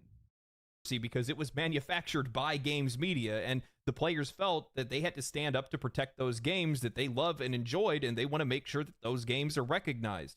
Right, so the only solution to players not feeling represented by the industry is to have the industry speak out against those players that you disagree with, to put them in their place. And you're upset that Jeff Keighley doesn't want to get caught in the middle of that and feels like it's not his place to do so. This is no different than the media campaign to get Keighley to say anything about industry layoffs. Like, that would have any impact outside of virtue signaling over something that you can't control and ultimately don't even understand. If you're wondering where all of this is coming from, it's because we're already dealing with so many issues where players are not feeling represented by these gaming outlets. Our perspectives are not shared, and oftentimes it feels like the media's perspective seems adversarial to its own audience. That's why players are speaking out. It's only controversy because you made it controversy. The disparity in representation of the Game Awards voting process highlights a troubling disconnect between the event and the games that it's supposed to celebrate, when 90% of the vote is controlled by a jury of industry professionals who... Industry professionals. You know, because when I look up game reviews, I'm going to Entertainment Weekly or Rolling Stones magazine, right? Diving into those because they really know what they're talking about. Hell, the people that are in the actual industry have issues. Again, 7GN, again, couldn't tell the difference between a PlayStation 5 Pro and a PlayStation. Saying, the biggest of all outlets out there. Everyone else is below them. And yet, for some strange reason, we're supposed to take Entertainment Weekly and Rolling Stones for their what they think is a good video game. Actually, a lot of them have nothing to do with gaming at all. It undermines the credibility of the awards. Players see this as yet another example of their voices being sidelined, a reoccurring theme in a relationship between gaming media and its audience. This isn't about players just wanting popular games to win. It's about us feeling like our preferences, priorities, and experiences are dismissed in favor of industry politics or critical preferences that don't align with the average player's perspective. Players invest countless hours into games, dissecting mechanics, narrative depth, and the passion behind the development process. I think what we're seeing right now is a massive contrast in the games industry because of social media, the internet, and gaming's explosive popularity. To answer your question, Krebsy, based on the article that we read about them connecting it to the show, then I guess you would have to be involved with it this time, right? But we don't know which way they're connecting it because it still takes place like 100 years ahead of time. Well, at least Hogwarts does. We don't know where Hogwarts 2 is going to be. Are now more educated and engaged with these games than the journalists that are scoring them and the panelists that are awarding them. Players love their games. Of course they're going to be upset when they see that their favorite game isn't being recognized. But when they see an industry that is constantly pushing back against them, that's including... Yeah, but I have a question for you, chat. If you like a game, right, regardless if it's nominated or not, do you care if it's nominated? Like, do you need validation to know what you like in a video game? Right? Sure, it's nice that, oh, I'm playing the best game that came out this year. But you would probably like that game regardless, right? So it doesn't really matter if it got nominated or not. So it's like, do you really care? Like, you like what you like, you're going to play what you like. If you didn't, then people wouldn't be buying broken, buggy games, right? Including gossip magazines to vote the best game of the year. Who are you to say that they're wrong? And I think that's my biggest concern when it comes to all of this. It's that growing divide between games. Oh, no. Yeah, East Vandal. She had nothing to do with the making of Hogwarts Legacy, right? She gets paid because obviously it's part of that franchise, but she had nothing to do with Hogwarts Legacy. Krebsy's asking, do you think she'll have something to do with Hogwarts Legacy 2? And the story that we talked about was they might link it to the show. And if they do that, then I would assume that they would have to get her involved then. Because she's the George Lucas of Harry Potter, right? It's her vision. She's the one that tells you if this works or doesn't work, if they're going to cross it over. Media and the games industry and the players, and it just keeps getting bigger and bigger, and you're only making it worse when you're adding in NPR and Variety and Rolling Stone and New York Times and LA Times. What do they have to do with video games? Let's be real, the vast majority of these outside outlets are likely going to vote based on popularity, whether or not they've heard of the game or not, because they likely haven't even played them in the first place. And what does that serve to do? Does that share the perspective of the players? No, I don't think that it does at all. So, of course, players are going to push back against it. Of course, players are going to feel like it's somewhat unfair, because in truth, it is unfair. And I think it's really important that these games are represented the way that they should be, because there are some really tangible benefits to being nominated, to being awarded. And, right. From a player's perspective, if I see Elden Ring Shadow of the Erdtree win Game of the Year, am I going to be happy? Sure, I really liked it. It was really good. I'm not going to be mad that a game wins. Again, all the nominations are good. I disagree with DLC there. But if it wins Game of the Year, I'll be like, well, we saw that coming because they changed the rule before time. It would look really weird if it does win, right? Obviously, if another game wins, you'd be like, oh, well, they changed it for other categories when the DLC wins. No one should be mad whatever game wins, because all the games that are there are good games. They're all good games. They're all going up for the, like, I understand it's like sports, right? You have 32 teams battling it out. It goes down to 2 teams at the end of the year, whatever sport that is, right? One team's going to win, one team's going to lose. Doesn't mean the team that lost is the shittiest team in the league. No, they're the second best team. They're still good, but your team didn't win, or maybe your team did win. You're going to get upset, but still a fucking good year. But I also don't think that sends the best message to the industry. What are we teaching them? What are we telling them? Are we going to be optimistic about it and say they're going to go, oh, we just need to make really good DLC? Or are they going to say, hey, our single-player games, why do we need to make sequels to any of these? Why should we bother making new IPs? Maybe instead what we should do is just continue to add on to the games that we already have. Which That's true. That's true. If Elden Ring wins DLC, that will send a message out to the industry of, oh, well, we don't need to make a full game, even though that game's DLC was bigger than most games that come out. They could just make a game that already connects to the game that they're doing. You know what I mean? Be interesting. Doing in the past, but maybe now they want to push into it even further. So, I mean, I hate to be a doomer about it, but in most cases, they don't really like to make the right choices in those kind of things. And a lot of it is money motivated. And let's be real, if you get Game of the Year, it does earn you some money. I can't tell you guys how many times I had friends that reached out to me because they kept seeing Baldur's Gate 3 getting mentioned, whether they were winning another award, whether players were talking about an award or something like that. And these folks that, never played a turn-based game before finally gave the game a shot because they just kept hearing about it. So at one point in time, it all has to be true, and I got to give the game a shot, and that's how it works for some of these games. That's not saying that these awards make successful games, like I said earlier. No, the game's already successful. That's why they're at their awards. But it does really give them an extra boost that keeps them in the spotlight, gives them a little bit of extra money, and, those games deserve it when they actually deserve it. So, I don't know. I don't really know what, the solution to something. What do you think would have been more... What do you think would have been more dramatic? If Dragon Age Veilguard was up for nomination or Erdtree? You know what I mean? Like, what would be getting more hate?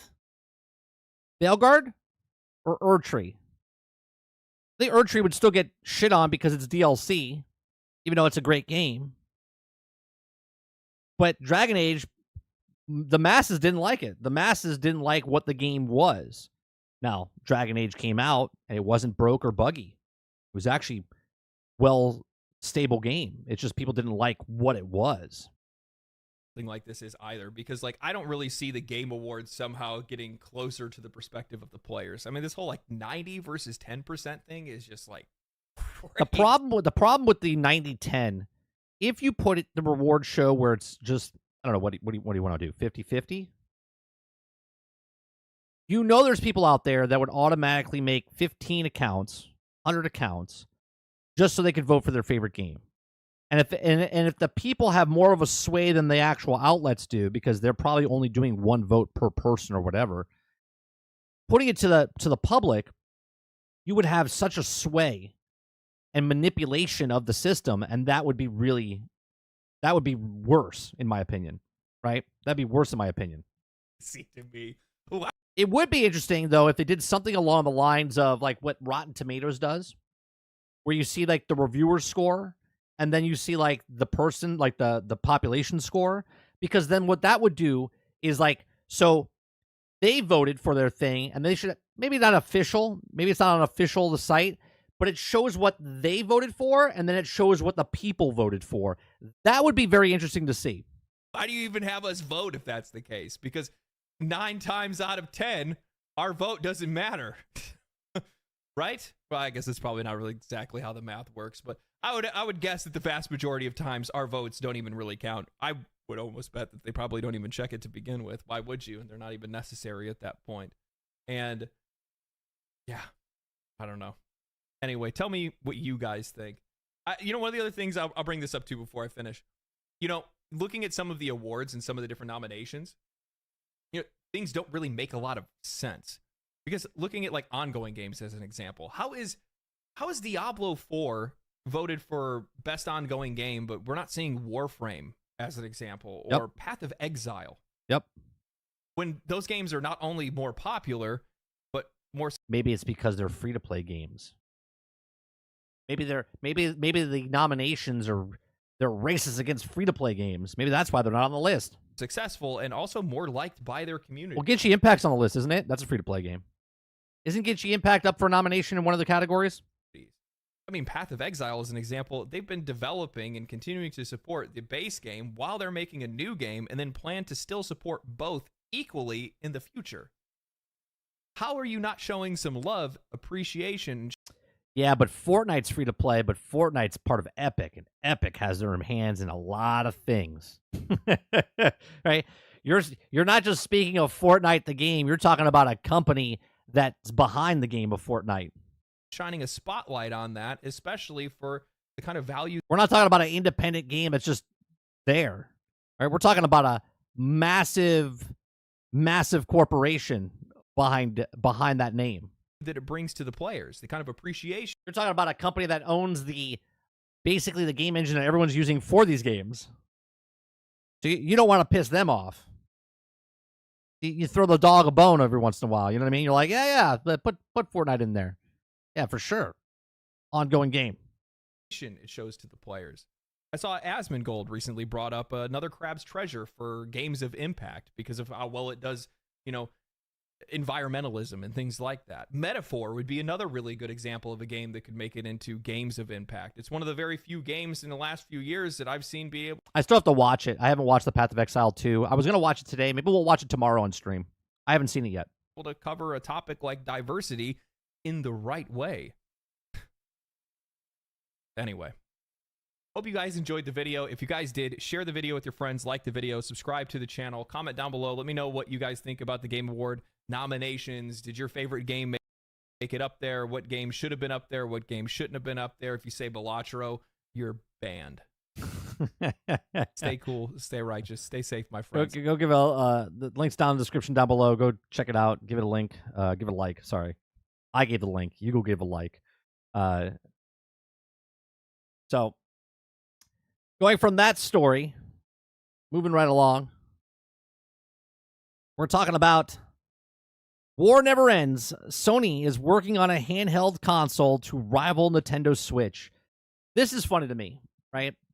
Just based on the title alone. Last year, I said that when the Portal came out, I said they should have made the Portal where it was like what it is now, where they updated it, where you could play your PlayStation 5 games on it without ever owning a PlayStation. You could just buy the Portal, right? Which is a cloud-based system.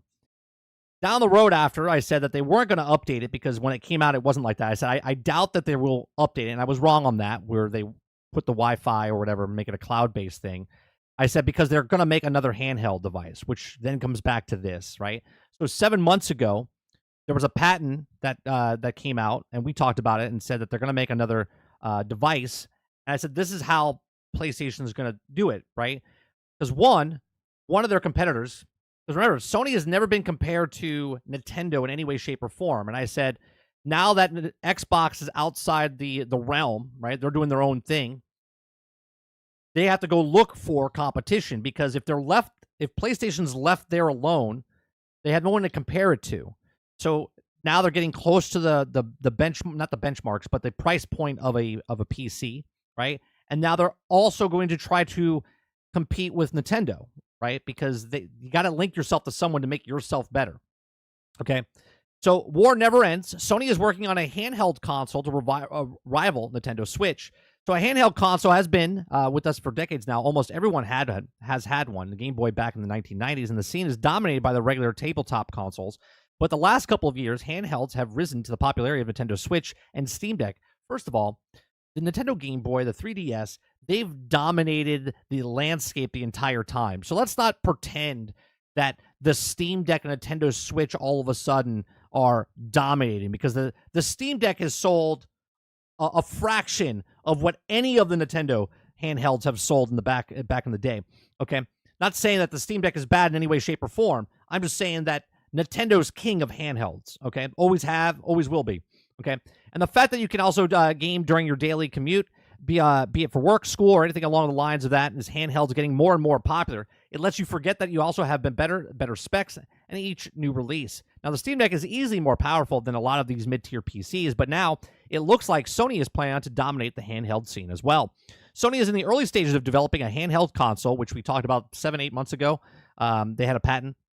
Okay, the news is all over the place, as Bloomberg reports that Sony began to develop a portable console on its own in intention to rivaling Nintendo and Xbox and their main competitors. According to developers, Sony plans to extend its reach into the handheld market to outshine Switch and any possible handheld Xbox consoles that Microsoft may release. However, Sony's portable device is likely years away from launch, and also the company has also still decided against bringing it to the market. The people said, asking not to be named, discussing private plans. Now, Sony already has a handheld console, but the PlayStation Portal has not been successful as they hoped. It also had more device that has also streamed more PlayStation 5 games to it.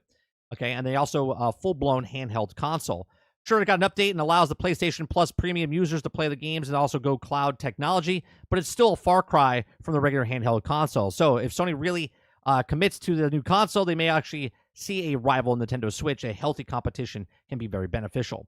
Now, obviously, yeah, competition is great. You want competition. But you see, they can't. Remember, Xbox and PlayStation, Xbox and PlayStation, Xbox and PlayStation. Everyone's always comparing those two, and no one ever brought in the Nintendo. Even though Nintendo's sitting over here with the largest amount. Let's go look at the console sales of all time here, right?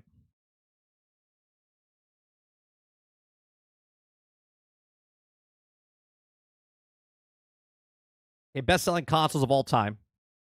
Let's scroll down here. Okay, we got PlayStation 2, the home system, okay, at 155. Then you have the Nintendo DS right underneath them at 154.02. Then you have the Nintendo Switch, which is another handheld / console, at 146.04. Okay, then you got the Game Boy and Game Boy Color, which is at 118 million. Then you have the PlayStation 4. Then you have the PlayStation. Then you have the Wii, PlayStation 3, Xbox 360, Game Boy Advance, PlayStation Portal, right? This is the first PlayStation handheld console over here at 80 to 82 million. Okay. Nintendo has had their handhelds up here for the longest time, right? So obviously, now that PlayStation can't go the one-to-one because Xbox just stopped caring. Xbox doesn't care about the consoles. They want their thing everywhere. Sony's like, well, we gotta link to somebody. So let's go to Nintendo, right? Which would be interesting. It'll be interesting because I don't think Nintendo's actually competing with them either, even if they update and upgrade their actual next Switch 2, which is not going to be as powerful as the PlayStation 5 in any way, shape, or form. So now PlayStation's trying to make a handheld to compete against them. We'll see how that goes, because Nintendo's all about the software, right? The average the average selling price of their software is in the 30 millions for their first party titles, upwards to like 60 to 70 million for some of their things. So it'll be interesting to see what happens in the future with all these handhelds. And you got to remember, now there's a huge amount of competition with all of these things. What is the Steam Deck? Let's see. The Steam Deck total sales, I believe, is around a couple mil. Yeah. So sales and research firm reported that the Steam Deck sold 1.62 million units in 2022. The report estimated that Steam Deck would also pass 3 million units sold since it launched sometime during 2023. During 2022, the most 2023, the deck also has been one of the most popular purchases. I think, if I'm not mistaken, the Steam Deck has sold somewhere around like 4 or 5 million copies by this time this year, right? That's nothing, right?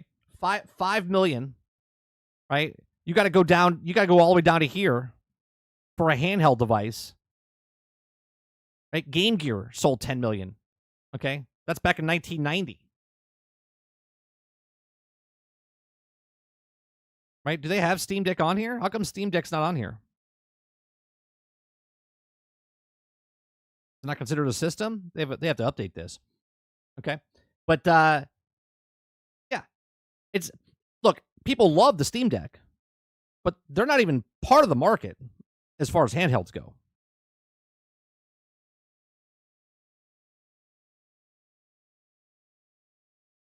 Right? The Steam Deck is selling as much as the Meta Quest 3, Meta Quest 2, right? And I believe that sold like 8 million copies or something like that.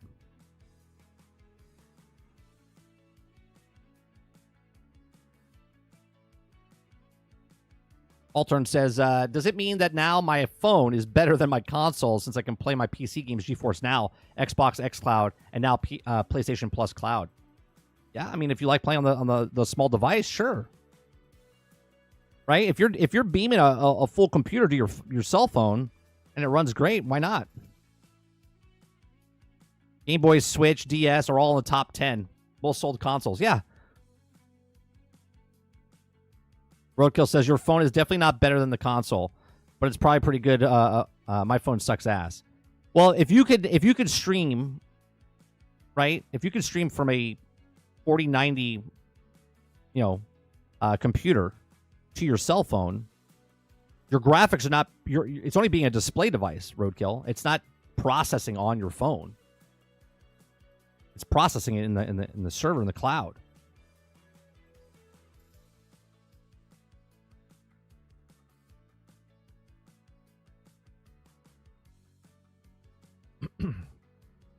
Roadkill says kids are definitely a big part of Nintendo's success. Plus, partners know Nintendo. Of course, this is why I always say Nintendo is from birth to death, right? Nintendo.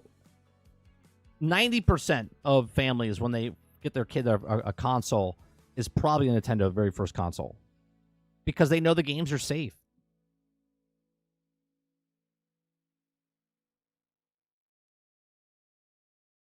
East Vandal says exactly. You buy your kid a Nintendo because you know you don't have to worry about the adult content. It's because you bought up on Nintendo too. But that's what I'm saying. Right? It's an easy sell, right? It's easy to pick up. The games are nice. You don't have to worry. They're not graphically intensive.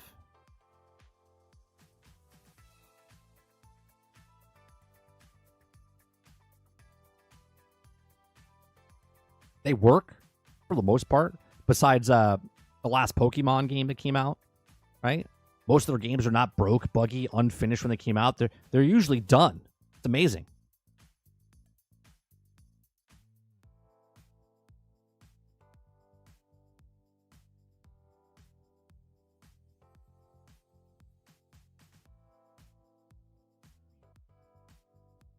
Here's a story that just came out. Was it this morning? Yeah.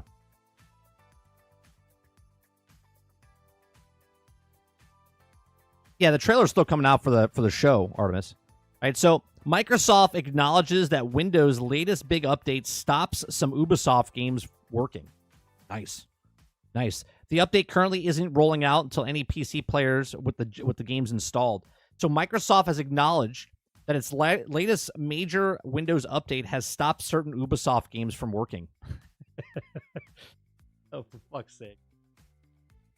Windows 11 version 24H2, which is the third major update for Windows 11 since the operating system was released 3 years ago, has been rolling out throughout the month.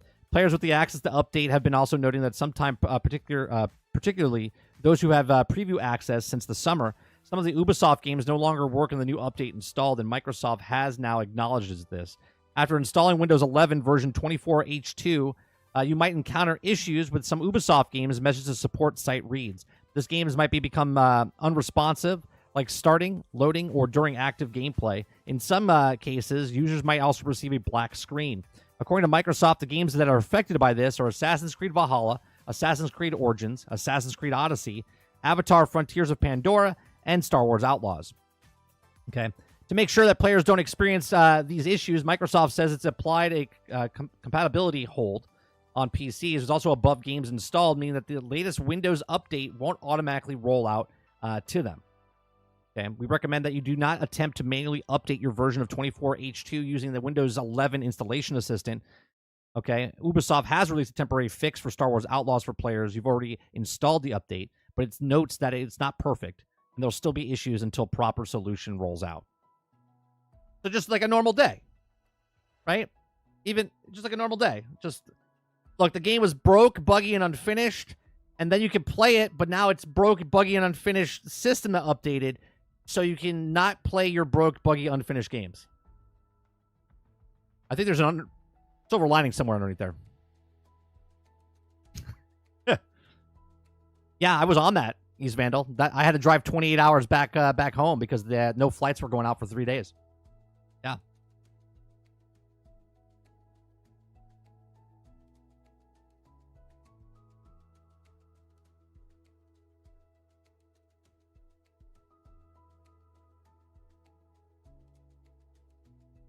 Here's another. Stalker 2 is getting its first post-release patch during the week to come. First update will fix numerous crashes and progression blocking bugs. The fact that you're selling a full-price game and the first patch that comes out is fixing that should say everything you need to know, not just about Stalker 2, but just the gaming sphere in general. Don't pre-order games.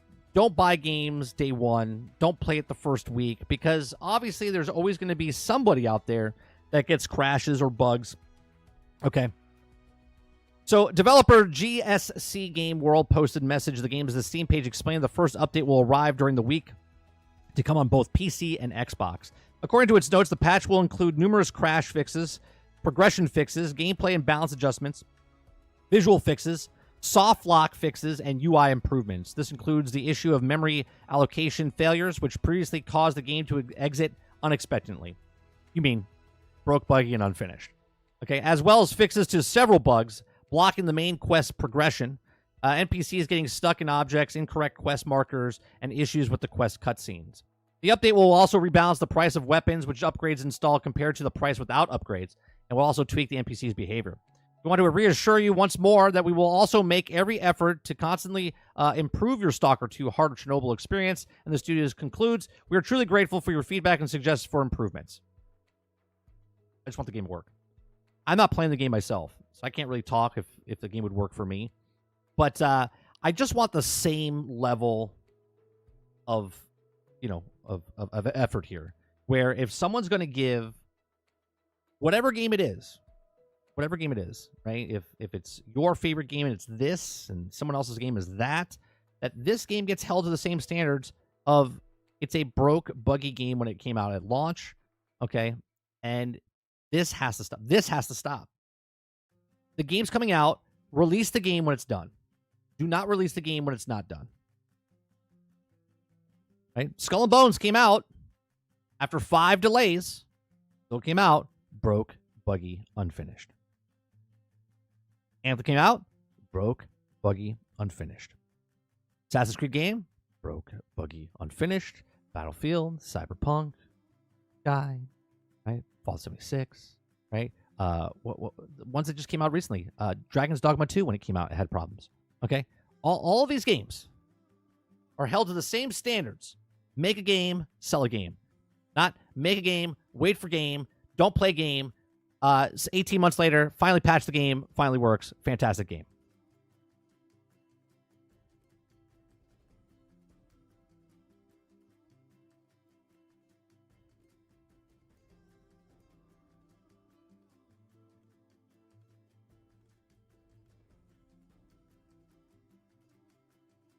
Lots of moving parts, almost impossible to foresee all the variables.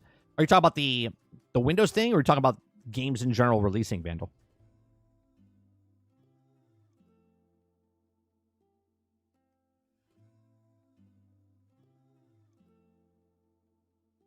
Well, I can't watch that, Vandal, because I don't have that much time. Because I'm gonna have to get out here in about 5 minutes.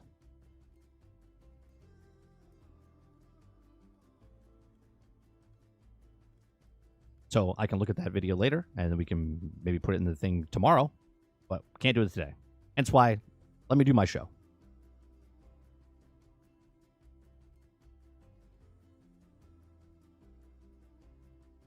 But isn't Stalker 2 an indie game? Did they get money from Microsoft? I think they did. I think they did. Hence why they're on Game Pass.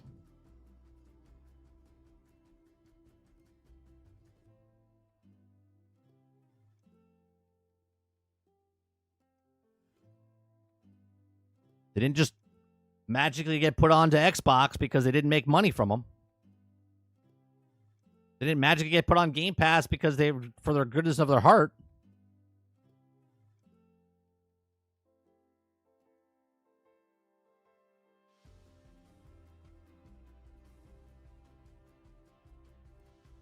Make slop, sell slop, watch it flop.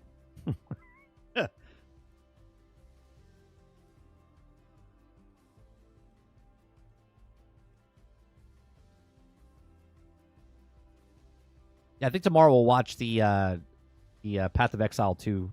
I didn't watch it yet.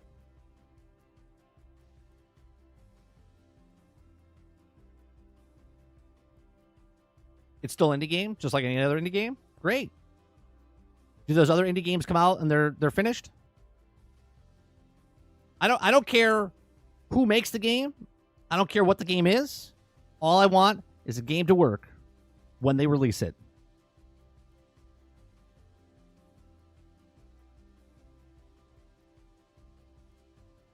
Exactly right, Krebsy. Doesn't matter if it's a Ukrainian developer. Doesn't change that it's incomplete.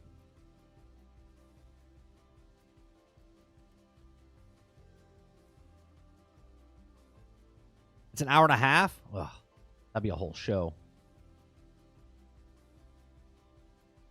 Maybe is there things that we could, did they bookmark it? Not bookmark it. Did they chapter it where you can like jump around? Hour and a half, that'll take too long to watch from top to bottom.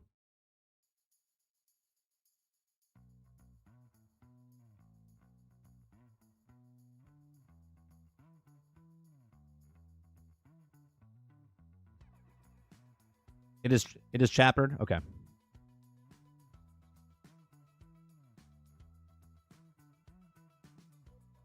.5 speed. That would only drop it, if it's an hour and a half, that would drop it to maybe an hour and 10 minutes. Maybe what I'll do is I'll watch a little bit of it and see if there's little like bullet points that I would like, because like new features, new skill trees and stuff like that, then we'll break it down that way.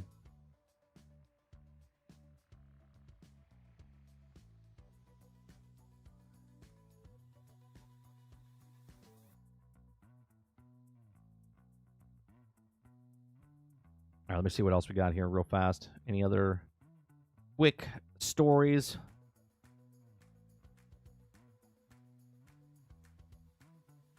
We'll be back tonight for some gameplay. I'll probably play Brighter Shore just and we can bullshit while I play. That grind is real, man. That grind is.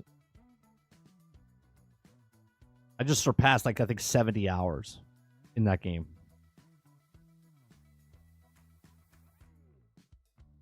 Yeah, we talked about it last week, Jones, on GXG. We talked about the Steam, how they're updating the DLCs and whatnot. I believe it was GXG when we brought it up.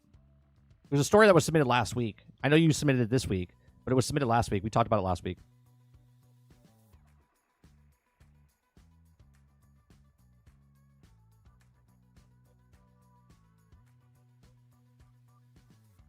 Yeah, we talked about consumer protection.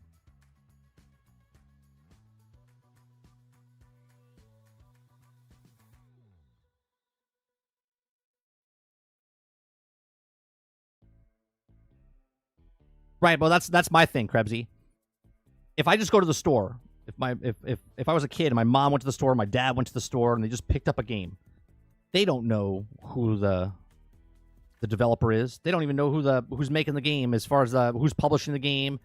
They don't know anything about nothing, right? They just pick up the game and say, "Oh, my son wanted this game. My daughter wanted this game." They come home, they put it in the machine, they've downloaded the game, they put it in the machine, start playing it. It doesn't work. What does that have to do with if their studio got flooded, if they're at war, if they're doing all this stuff? I get compassion. I get the understanding of the compassion, but you gotta give them a little bit because they were at war. I totally get that. I'm talking about 99.9% of the people that don't follow the stories or anything like that, right? They don't have any clue they don't know who Kojima is. They don't know who Activision is. They just know that this is the game I'm playing, blah, blah, blah, done. They want it to work. That's it. And to get pushback on someone that wants the game complete is just is mind-boggling to me.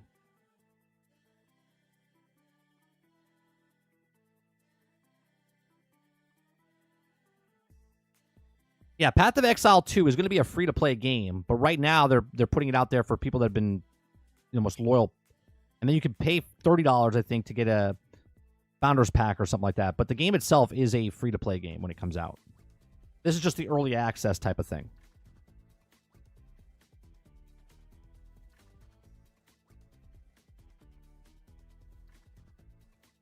And that comes out, what, December 6th?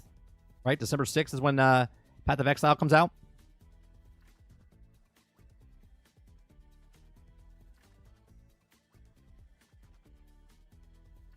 Early access, anyway.